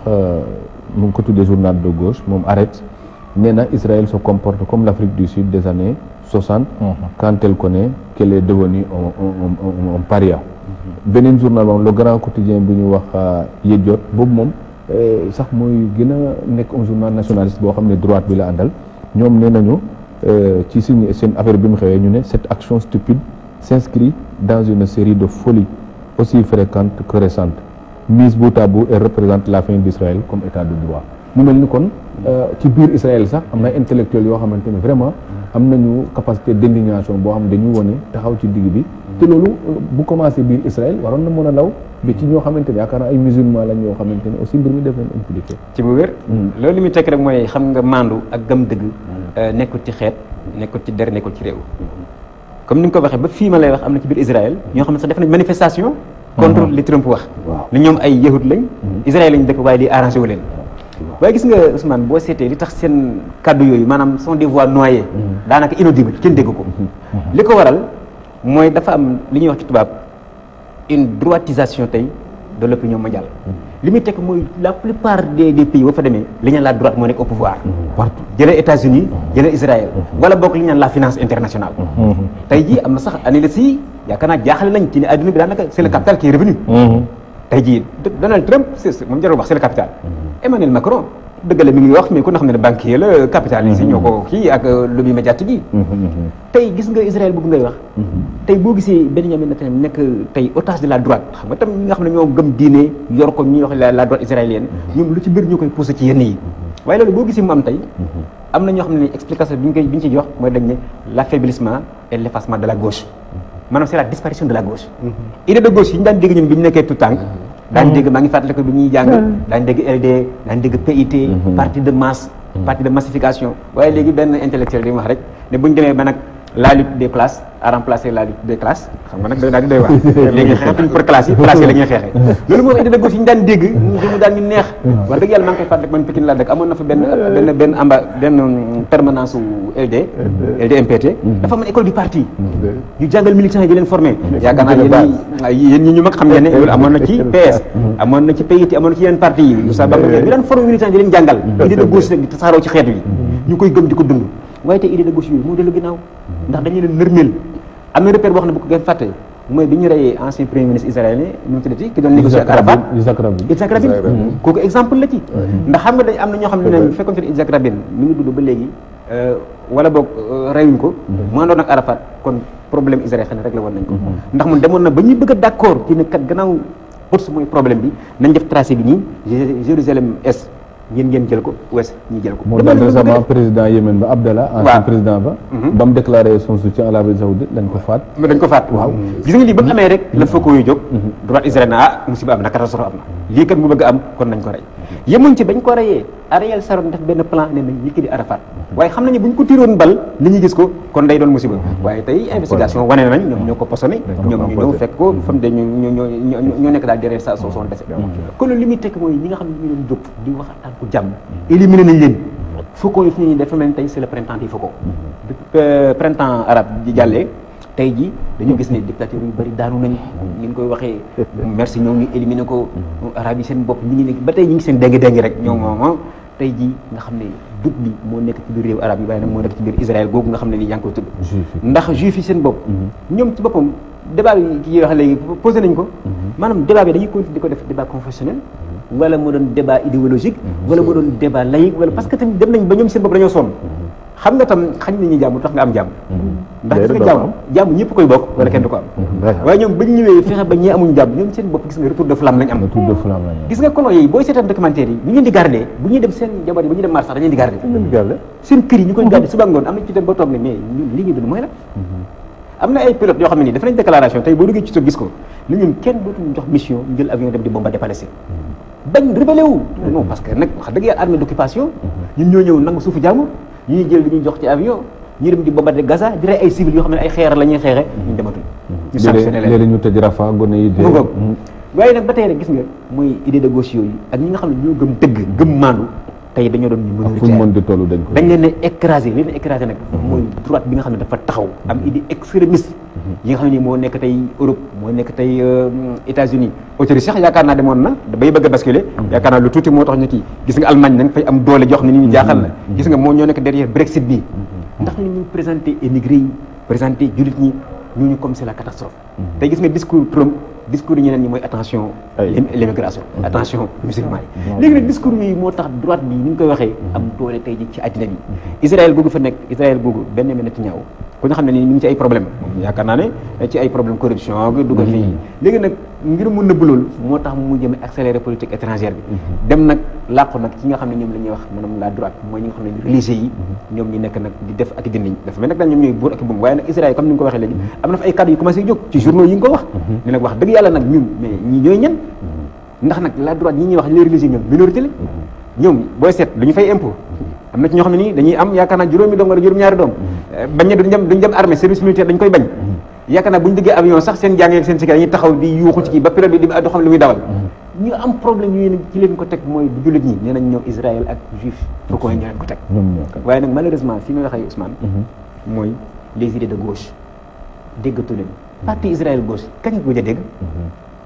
kañ ko ngi dégg bi Barak mu doon yëngu ak xaw ma ndaw si nga xam ne moo nekkoon ministre des affaires étrangères ca demoon élection ñu gagné ko ñoom ñëpp ñu dem nañ ba ëpp leen doole ëpp doole goo xam ne nii daanaka dañoo nërmeelu kon ñi nga àgg foo xam ne nii maanaam dansé lay doon buñ dee ba ñoom ñëpp merci opposition yi jeex ñëpp wér seen gànnaay kon nag libre cours lay doon ca nag gis nga lii Trump def Israël ànd ceeg moom enfin Israël kontaan ci ñu continuer bu ñu demee ba yaakaar ne éliminer nañu force de gauche yëpp nag dañuy nax seen bopp ndax am ay résistance yoo xam ne nii résistance spontanée lay jóg te gis nga li tax Israël am na benn ci ñoom ne xeex bi mënuñ ko gagné mooy yor nañ ay tank yor nañ ay char yor nañ ay bomb waaye ñun ay xale yor ay xeer lañ yor te ñu mënuñu leen fekk depuis des années ñu leen di rey waaye seen xeer yi intifada bi mu ñëw ci dara te gis nga histoire démontré na maanaam on n'a jamais gagné une guerre contre une guérilla jamais guérilla kenn mënu ko ak xeex boo xam ne dafa nekk ci deret nekk ci peuple xale boo xam ne dafa judd fekk papaam dañ koo rey ci guerre bi kooku li muy xale mooy fayu rek xale boo xam ne dafa judd fekk ñu ne ko fii de sa kër moo fi nekkoon ñu bombardé ko jël ko na nga ko jox ko keneen li ngay xalaat mooy fayu rek moo tax malheureusement dëgg la idée de gauche daaneel nañ leen waaye nag maanaam victoire amaguñ ko ndax am na garab goo xam ne nii ji nañ ko ma nga màgg banqaas yi nag moo yar jël ay résistance ci biir mooy Orient te xam nga kuy dem guerre di bugg a minimiser les pertes kenn rek ku dee c'est trop te ñee moom xalaatuñ danger bi wax il minimise le danger Seydou Xuma kon tey ñu gis ne li Kamal Daoud wax cet intellectuel ne li mu gis daal mooy ne Trump dafa bëgg a redessiner nag la carte confessionnelle du monde parce que nee na tous les pays bannis c'est la carte musulmane yi réew yi mu song yëpp attaqué leen dal seen kaw mooy jullit yi daal ñoom ñoo nekk les pays bannis ñeneen ñi daal ñoom lay jëflanteel di wax ak ñoom loolu aussi lan moo waroon nekk réaction nag jullit yi tey au-delà vraiment des condamnations ak ay structures yu doxul comme ni ngeen ko fàttalee nga xam ne man ligue arabe ba ma jàng école di dégg sax likkili bi man ca laa gëj a dégg sax mbiru ligue arabe ba léegi yaakaar naa ca la jaar tabi gi ci côté boobu vraiment est-ce que jotul tey ñu bindalaat yëf yi teewaat le flambeau tuuti waaw loolu li nga wax lu jaadu la war nañu dellu suñu bopp jéem a xoolaat nan la ñuy defe ay réaction yoo xam ne yu am hauteur acte bi Trump posé la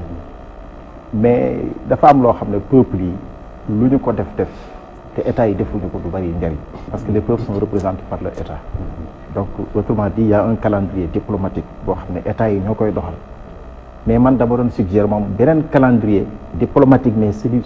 cette fois-ci religieux boo xam ne aussi puisqu'on parle de 3 monnaies religion yi il faut ñu dox ko ci suuf parce que tôt ou tard religion mooy facteur bi nga xam ne lu mu yàgg rek mën nañ sukkandikuwaat pour tas àdduna parce que bul fàtte ne jiine yëpp jaar nañ ci ay problème ba nga xam ne tey li ñuy wax sionisme dañu naan xam nga diine boo ko jëlee def ko benn genre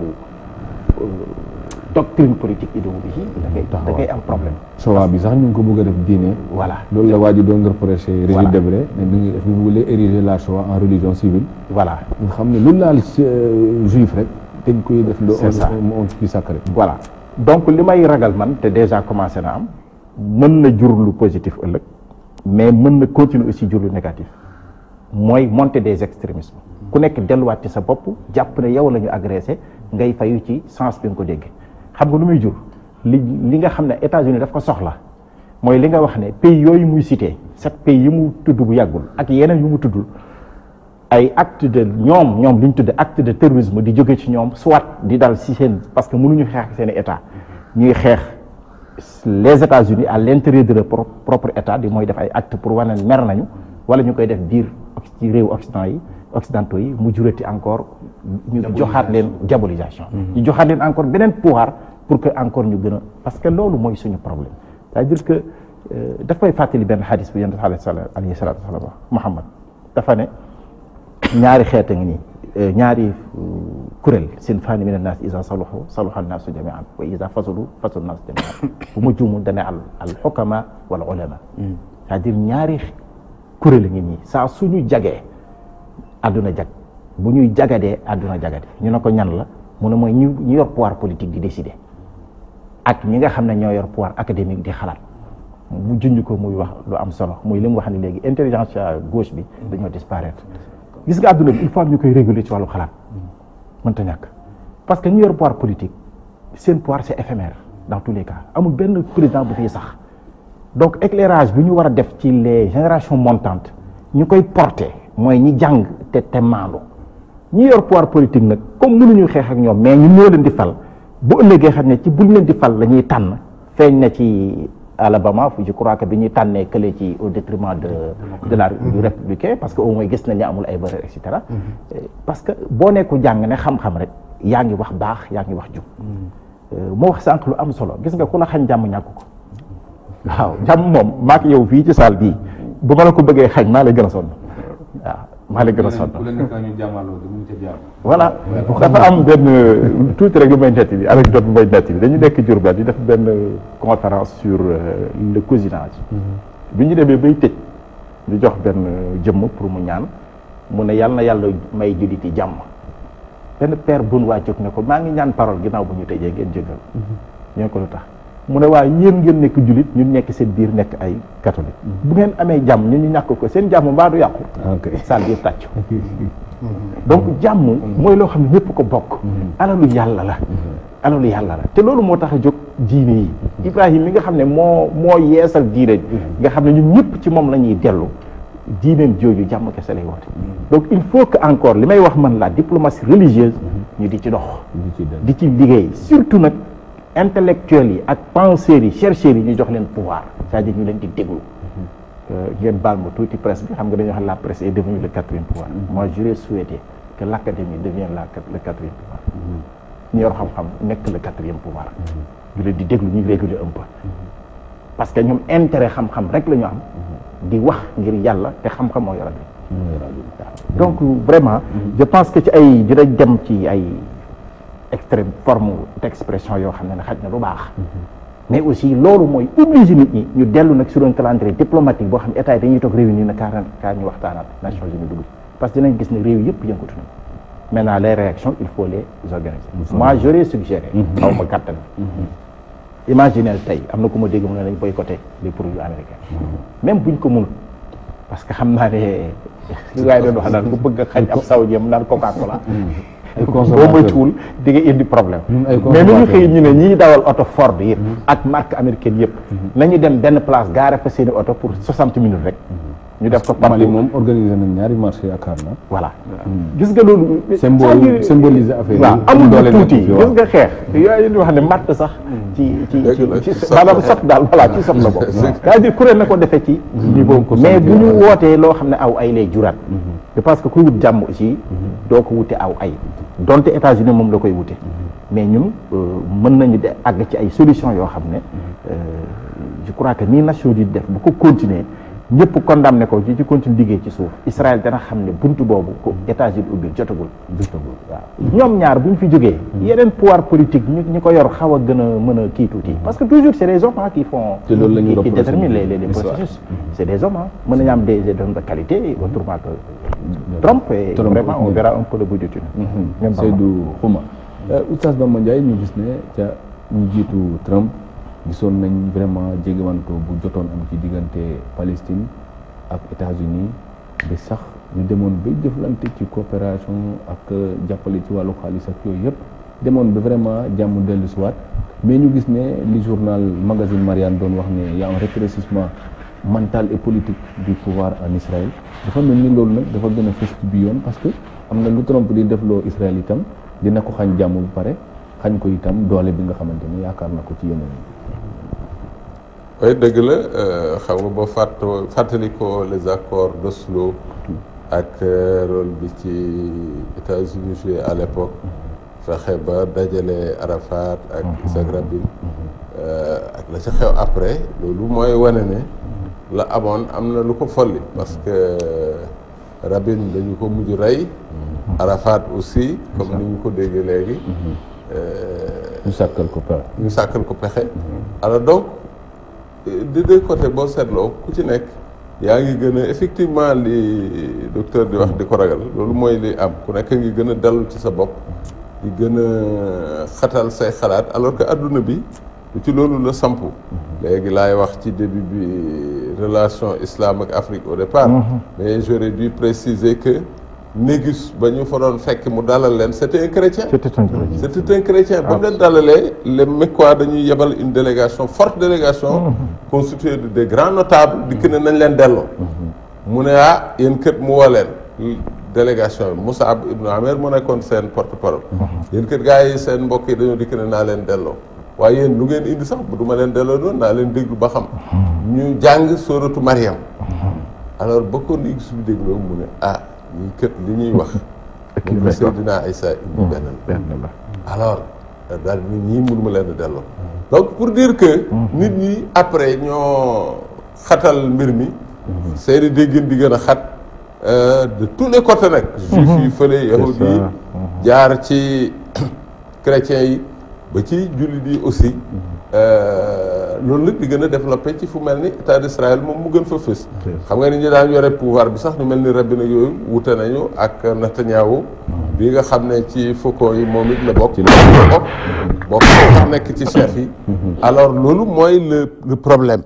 alors bu ñu demee ba faucon yi nekk au pouvoir États-Unis malheureusement nga xam ne mooy réew mi parrainé woon le processus de paix moom it ab faucon wala plus pire qu'un faucon jiite ko lu mel nii mu war te mën a ñàkk donc effectivement situation boobu moo jur li am tey je crois que nag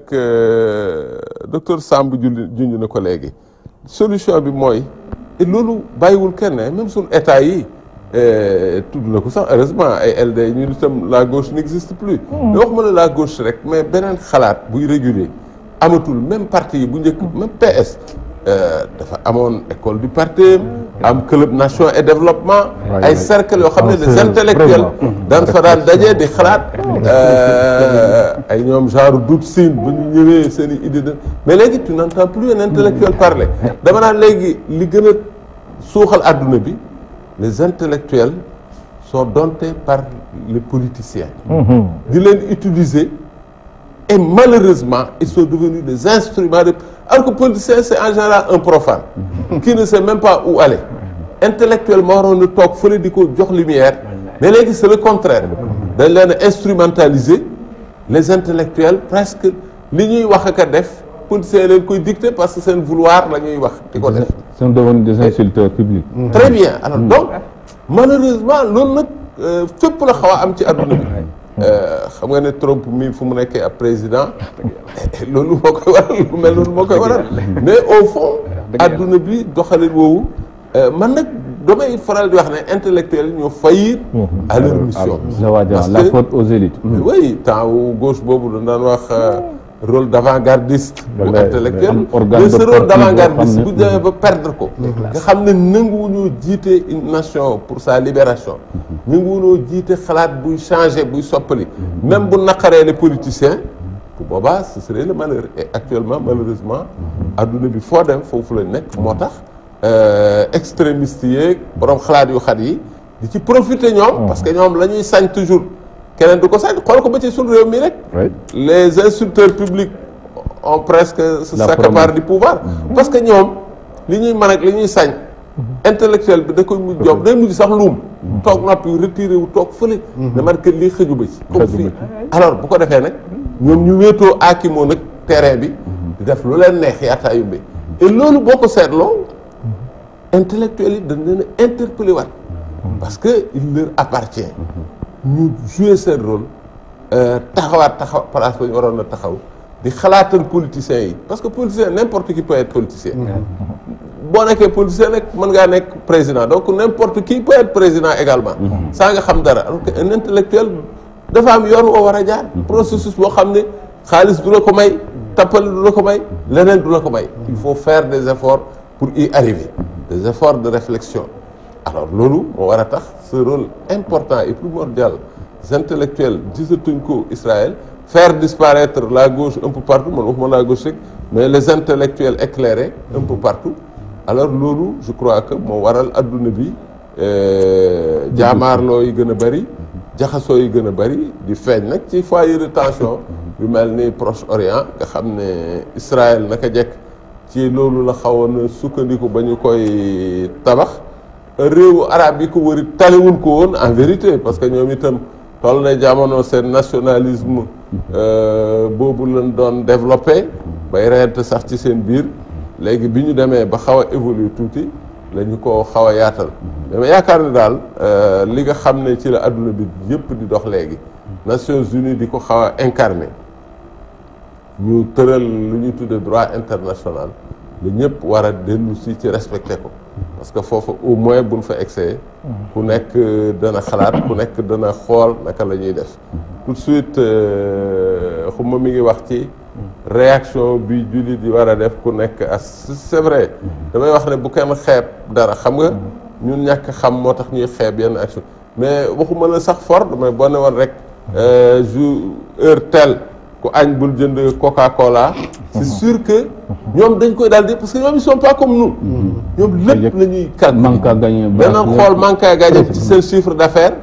te comme homme d'affaires yi États-Unis ñoo xaw a tiim ñoom politiciens yi daan buy jëlati décision attention mais ça se répercute sur notre chiffre d'affaires donc effectivement xeex yi bu ñu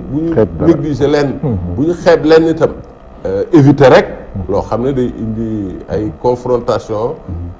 tojante bopp yoo xam ne kenn du ci mucc parce que jàmm moom comme ni ñu ko waxee jàmm ñëpp la arrangé et buñ ko ñàkkee aussi ñëpp koy ñàkkandoo kon nag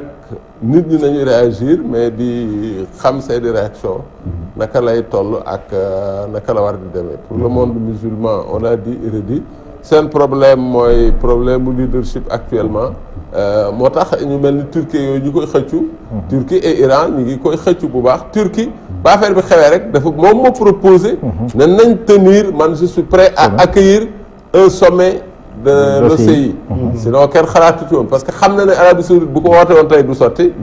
beneen réewu arabe bu ko woote woon du sotti donc moom mu proposé wu ñu fekk si ko ca démb ça a été tenu lu bon benn action la parce que dajawaat nan coow ba doyle libérer un peu sax seen conscience ne serait-ce que ça te daal Amérique singili woon dem mën fa wax seen mer ak voilà exactement ñu singiloon dem fa wax seen mer am na ñoo xam ne bëggoon nañoo xëy na duut baaraam Arabie Saoudite aussi da ko yow itam am nga ci responsabilité parce que on a parlé du sax secret wane nañ ay vidéo ak kii yoo xam ne Mohammed Ben Salman mi dem na Israël wax fa ak ñoom et même apparemment signé ay accord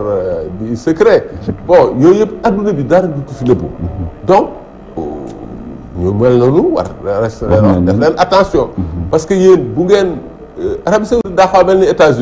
États-Unis mi doon parrainer processus de paix bi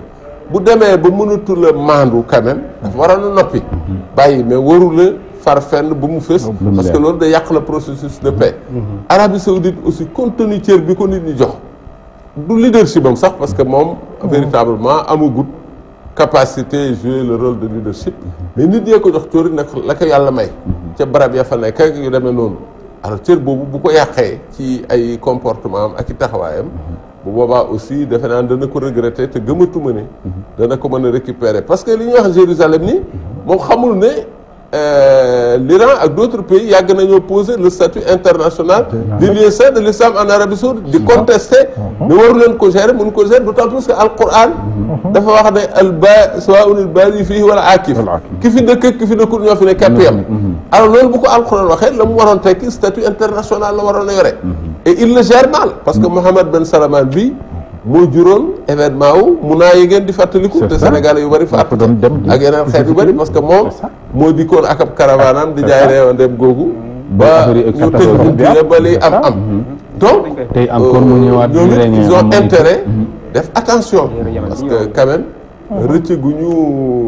delluwaat ci place boo xam ne xëy na daan yaakaar ne addina mënutoon a dox bañ wàccaat ba egg foofu kooku aussi avertissement la Oustaz Bamba Ndiaye professeur Mendy balaa ñoo jeexal rek ñu xool xam ne tey Amérique dafa bëgg a neutraliser bu baax monde bi maanaam Trump la mu fa fekkoon dafa bëgg mu yokk comme ni nga waxoon Make America Great mais loolu bu fekkee mu ngi koy def aussi am na yeneen yoon yoo xam mënoon na faa jaar ba dominer nit ñi ñu nangu ko te du indi coow lu mel nii. loolu nag dafa nekkaat encore ci la personne de Trump wala yow côté Sénat bu ñu fa delloo am na lu ñu mën a dindiwaat ci moom ba mettre le bémol bi ngay wax wala tey jii dañu toll foo xamante ne vraiment il faut que ñu dem a transformer la réalité te mooy jàkkaarloo ak moom bu waxatee ni wax bu defee ni def parce que moom jàpp na ne fu mu dem rek moo war di wax ñëpp du noppi. c'est ça parce que nit ki da nga koy xool ci personnalité moom c'est quelqu'un boo xam ne je pense que Bamba moo ko wax sànq bu nekkee président alors que xam nañ son niveau intellectuel et tout ça c'est parce que c'est par le hasard des choses hein c'est pas du qualité intellectuelle moo ko may peut-être am na xaalis am na ñu ko jàppale et tout ça dont le lobby juif dont on parle tout le temps ak ni élection di doxee ak élection ni muy doxee États-Unis et tout ça donc finalement amoon na puissance parce que bon amee xaalis am na puissance boole ci léegi mu nekk président donc dafay yaakaar ne enfin ci sama gis-gis que moom fi mu ne am na moo yor leng yi et puis boo yoree leng yi yaay buur di buum yi di def combler le vide bi ko topp voilà exactement donc finalement puissance boobu mu yaakaar ne moom moo nekk ci moom ak pays bi mu nekk assise économique bi tout ça force beeg yooyu puissance économique bi puissance militaire bi tax na ba nga xam ne fi mu ne moom il pense que war na mën a nekk décideur du monde di décider li fi nekkoon mën na ko dindi xoolal li mu def ak Obama Care bi mu ñëw bu ko dindi yu bëri yoo xam ne fekk na ko fi nit ñi di ci suturlu bu ko dindi tu vois tout ça pourquoi parce que bëgg a wone rek ne man je veux aussi imprimer ma marque et que donc li fi nekkoon te bopp ma xalaat ni du avancer réew mi war naa ko dindi teg fi leneen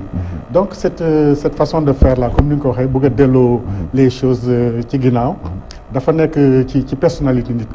nit ki dafa fës moom d'abord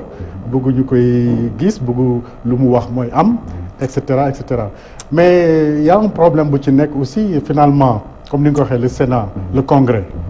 xam nga y a ce qu'on appelle les checks and balances donc y a un contre-pouvoir mais malheureusement ce qui se passe actuellement c'est que le Congrès est majoritairement républicain d'habitude c'était le contraire bu président bi nekk républicain Congrès démocrate et cetera mais cette fois-ci c'est benn côté la quoi c'est pourquoi d'ailleurs beaucoup de gens pensent que même suñ ko bëggoon def destitution impeachment dina jafe parce que la maison la chambre des représentants est majoritairement républicaine le Sénat également donc il faudrait beaucoup de tractations pour que mu mën a am ensuite moi je crois pas tellement à l'impeachment parce que dans l'histoire des États-Unis il y a eu 60 cas comme ça 8 ñoo ci aboutir et pour les présidents personne n'a été destitué en réalité Andrew Johnson en 1868 dañ ko acquitté Nixon rek lañ naroon peut-être destitué mais comme il a compris que moom on allait le décider mu démissionner parce que là on avait des preuves palpables et tout ça bon Bill Clinton on se rappelle acquitté par le Sénat parce qu'il faut les 2 tiers du Sénat pour ñu mun le destituer alors même Trump avec tuuxi dina yi muy def actuellement il se dit que de toute façon même bu ñu déclencher processus bi du aboutir parce que déjà am na majorité am na fii majorité c'est très difficile pour mu aboutir ensuite les 2 tiers du Sénat donc il faut 66 sénateurs pour ñu mën a kii quoi voilà c'est ça donc c'est il se sent un peu protégé, en force quoi mais il sent quand même que il commence aussi à faiblir parce que yi ñu koy jiiñ toujours enquêtes yi mené tout ça mu ngi koy xaw a tiital aussi quoi. il traîne des casseroles parce que ça. fu mu gasee dara rek ñu gasal ko. exactement donc même bu yàlla defee ba mu yegg li mandat bi il pense à sa réaction loolu moom foofu la ko nit ñi xaar peut-être problème lay nekk voilà même bu ñu ko mënul destituer pendant les 4 ans ñu mënal ko léegi nit ñaa ngi daas fanaaral ko xaar ko pour voilà bu ñëwee foofu ñu nekk bon ñu jégal ñu nag léegi dama sa yoon voilà loolu aussi mën na nekk professeur Mendy kon waxtu bi dem nañu Saliou pour ñu terminer par exemple ci côté actuellement li nga xam monde war na ko am aussi comme taxawaay dañoo gis ne Israël état la boo xamante ne bu ñu wax état de droit moom ci côté Palestine ñàkk na ko ba pare ñi ne ci gannaawam aussi ni ñu doxale nekku loo am day arrangé moom mais léegi impunité boobu nga xamante ni Israël am na ko te itam nekku rek ci États-Unis mais ci jëflante aussi est-ce que jotul tey aussi réewu jullit yi mën a wax ne Israël li mu am baax na mais itam day fekk ñu am keneen koo xamante dina leen defal lu baax est-ce que loolu aussi manqué wul maanaam solidarité boobu war a am li ñu wax ne góor ca dara maanaam suñu réew yi aussi am ci lu ñu jàpp ci wàllu coopération parce que bañ rek pour bañ aussi sa réew normelu ingouvernable nga ñàkk ko aussi yaakaar naa dirigeant yi pare wuñ ko waaw loolu mooy catu réew jullit ñi mooy catu réew Afrique ndax suñu problème mooy ñu ne lépp lu ñu soxla dañ koy jéggi yaakaar naa ne Sénégal suñu exemple la ci ñu ne ñii li ñuy consommer ak li ñuy produire yaakaar naa ñëpp wax nañ ko booy seet boutique Auchan yi xool ni ñuy développé ci dëkk bi daana koy def booy yaakaar da ngay ne français ka fi nekk xool autoroute à péage boo ko jëlee kan moo defal autoroute bi français yi ban opérateur téléphonique moo fa nekk Orange ban société pétrole moo fa nekk Total ban banque moo fa nekk SGBS ak BNP Paribas lépp France moomuñu dara loolu moo tax na fi mu ne nii ñu war a xoolaat suñu bopp rax ci dolli fi mu ne Vladimir Poutine maa ngi koy seetaan démb wala tey ci conférence annuelle bi muy def gis nga muy raay muy sànni xeer américains yi ne seen démocratie bi dafa doy waar ndax démocratie boo xam ne nii Hillary Clinton moo ëpp ay xob ba pare nekkul président kon yéen ban leçon ngeen war a joxe ci àdduna kon moo tax gis nga système américain boobu yaakaar naa ay reebatas la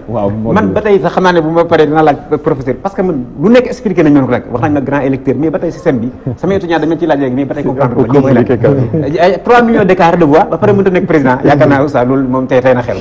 waaye nag fi may daane rek mooy ñu am optimisme ndax c'est vrai que fi mu ne les signaux sont au rouge waaye nag xeet boo dem génération boo dem am na ñoo xam ne taxaw nañ ngir bañ moo tax ma yaakaar ne les forces vives les forces de gauche Sénégal Afrique àddina ak ci biir réew jullit ñi lii Trump def nee na ne au moins ça va clarifier le débat dina tax nit ñi gën a jëlaat conscience xam ne kat jàmm ñu ngi koy bëgg a xañ nañ te bii benn acte la boo xam ne nii il faut que ñu teel ndax buñ ko teewul kat lay raam ci nekk ba la jëm foofu lay daal waaw jërëjëf ma yaakaar naa waxtu ba dem nañu diggante ree ba tas boobu ñuy fooy ci Trump te mu ñëw jooy ba day itam est-ce que tey jotul vraiment ñu jël ay mesures yu taxaw waaw mooy li ñu wax rek je pense que en matière diplomatique amul lu nit ki di def te du am incidence bu muy jur ci àdduna bi donc prise de conscience bi ala kulli xaal am na ba pare maintenant dina tax comme li mu wax ku ne dellu ci sa bopp xoolaat sa bopp yow ban taxawaay nga war a am waxuma nag repli sur soi boo xam ne da ngay bañ ñëpp jàpp na yow rek yaa fi war a nekk comme Trump ni mu koy def man li may souhaité rek mooy Trump am au sein des États-Unis lu koy retenir te dugg na ci processus même bu fekkee ne mun ñu ko destituer parce que américains yi quand même wet googu naw naa leen ci am na foo xam dañ fa àgg ci xool ci xawi seen sutura ci kanamu adduna bi waaw loolu moom ñoom dañ fa àgg en tout cas am na opération yu bari yu fi jaar ay xew-xew gis naa ne ñoom toujours bu ñu àggee foo xam ne dañu nar a États-Unis mooy nar a kii rek seen sutura day xaweeku ñoom ñëpp ñu ànd dañuy daal di ànd waaw donc li may ñaan mooy processus bu mel yu mel noonu c'est-à-dire nit ñi menacé ko ci au sein des États-Unis mu xam ne li muy def du noonu mu dem a dem ba xaj na mu teggi te loolu ay institution ñoo koy maye waaw ay institution voilà mais surtout population yi ak intellectuels yi am nañ ci métier ak presse yi nit ñi dañuy wax état yi di condamner nations yi di condamner loolu bu ñu ko defee xëy na dinañ ko néewal doole mu ragal tuuti parce que loolu moo retardé woon déclaration bi pour les autres pays il peut encore ñoom xalaatoon nañ ko mais ñëwuñ ko donc il faut qu'on fasse qu'on ait une pression sur lui surtout à l'intérieur des États-Unis loolu dama koy souhaité voilà xaj na mu dellu ginnaaw docteur Seydou Xuma maa ngi lay gërëm di la sant sauf que monsieur le ministre bi nga wax sànq ci Arabie Saoudite dama ragal loolu gën tiital saoudien yi oustaz waaw le kii les statuts internationaux de la Mecque dama ragal ne loolu buñ ko xalaatee ñoom duñu sax bëgg Israël am problème parce que ñoom it li ñu ci kaw ci mbir mi les lieux saints de la parce que nee nañ la redistribution de l'argent du pèlerinage sax loolu mën na leen a tiital parce que ils ont fait beaucoup de choses yoo xam léegi nit ñi gis nañu ñoom ils sont à la limite disqualifiés pour gérer au moins le pèlerinage seul je crois que donc ñoom dañuy am intérêt pour ànd ak Israël que plutôt da leen di xaw a tiital daal parce que xam nga lu xew ko Iran mu ngi bëgg a positionner comme régulateur du fële dans le Golfe xam naa loolu mais nag ragal na ay tôt ou tard dina am dina am parce que am na ay jéego yu feeñ ci parce que amuñu leadership bi ñu war a am docteur Seydou Xuma maa ngi lay gërëm di la sant docteur Seyni Salif Sam maa ngi lay gërëm di la sant oustaz Bamba Ndiaye islamologue maa ngi lay gërëm di la sant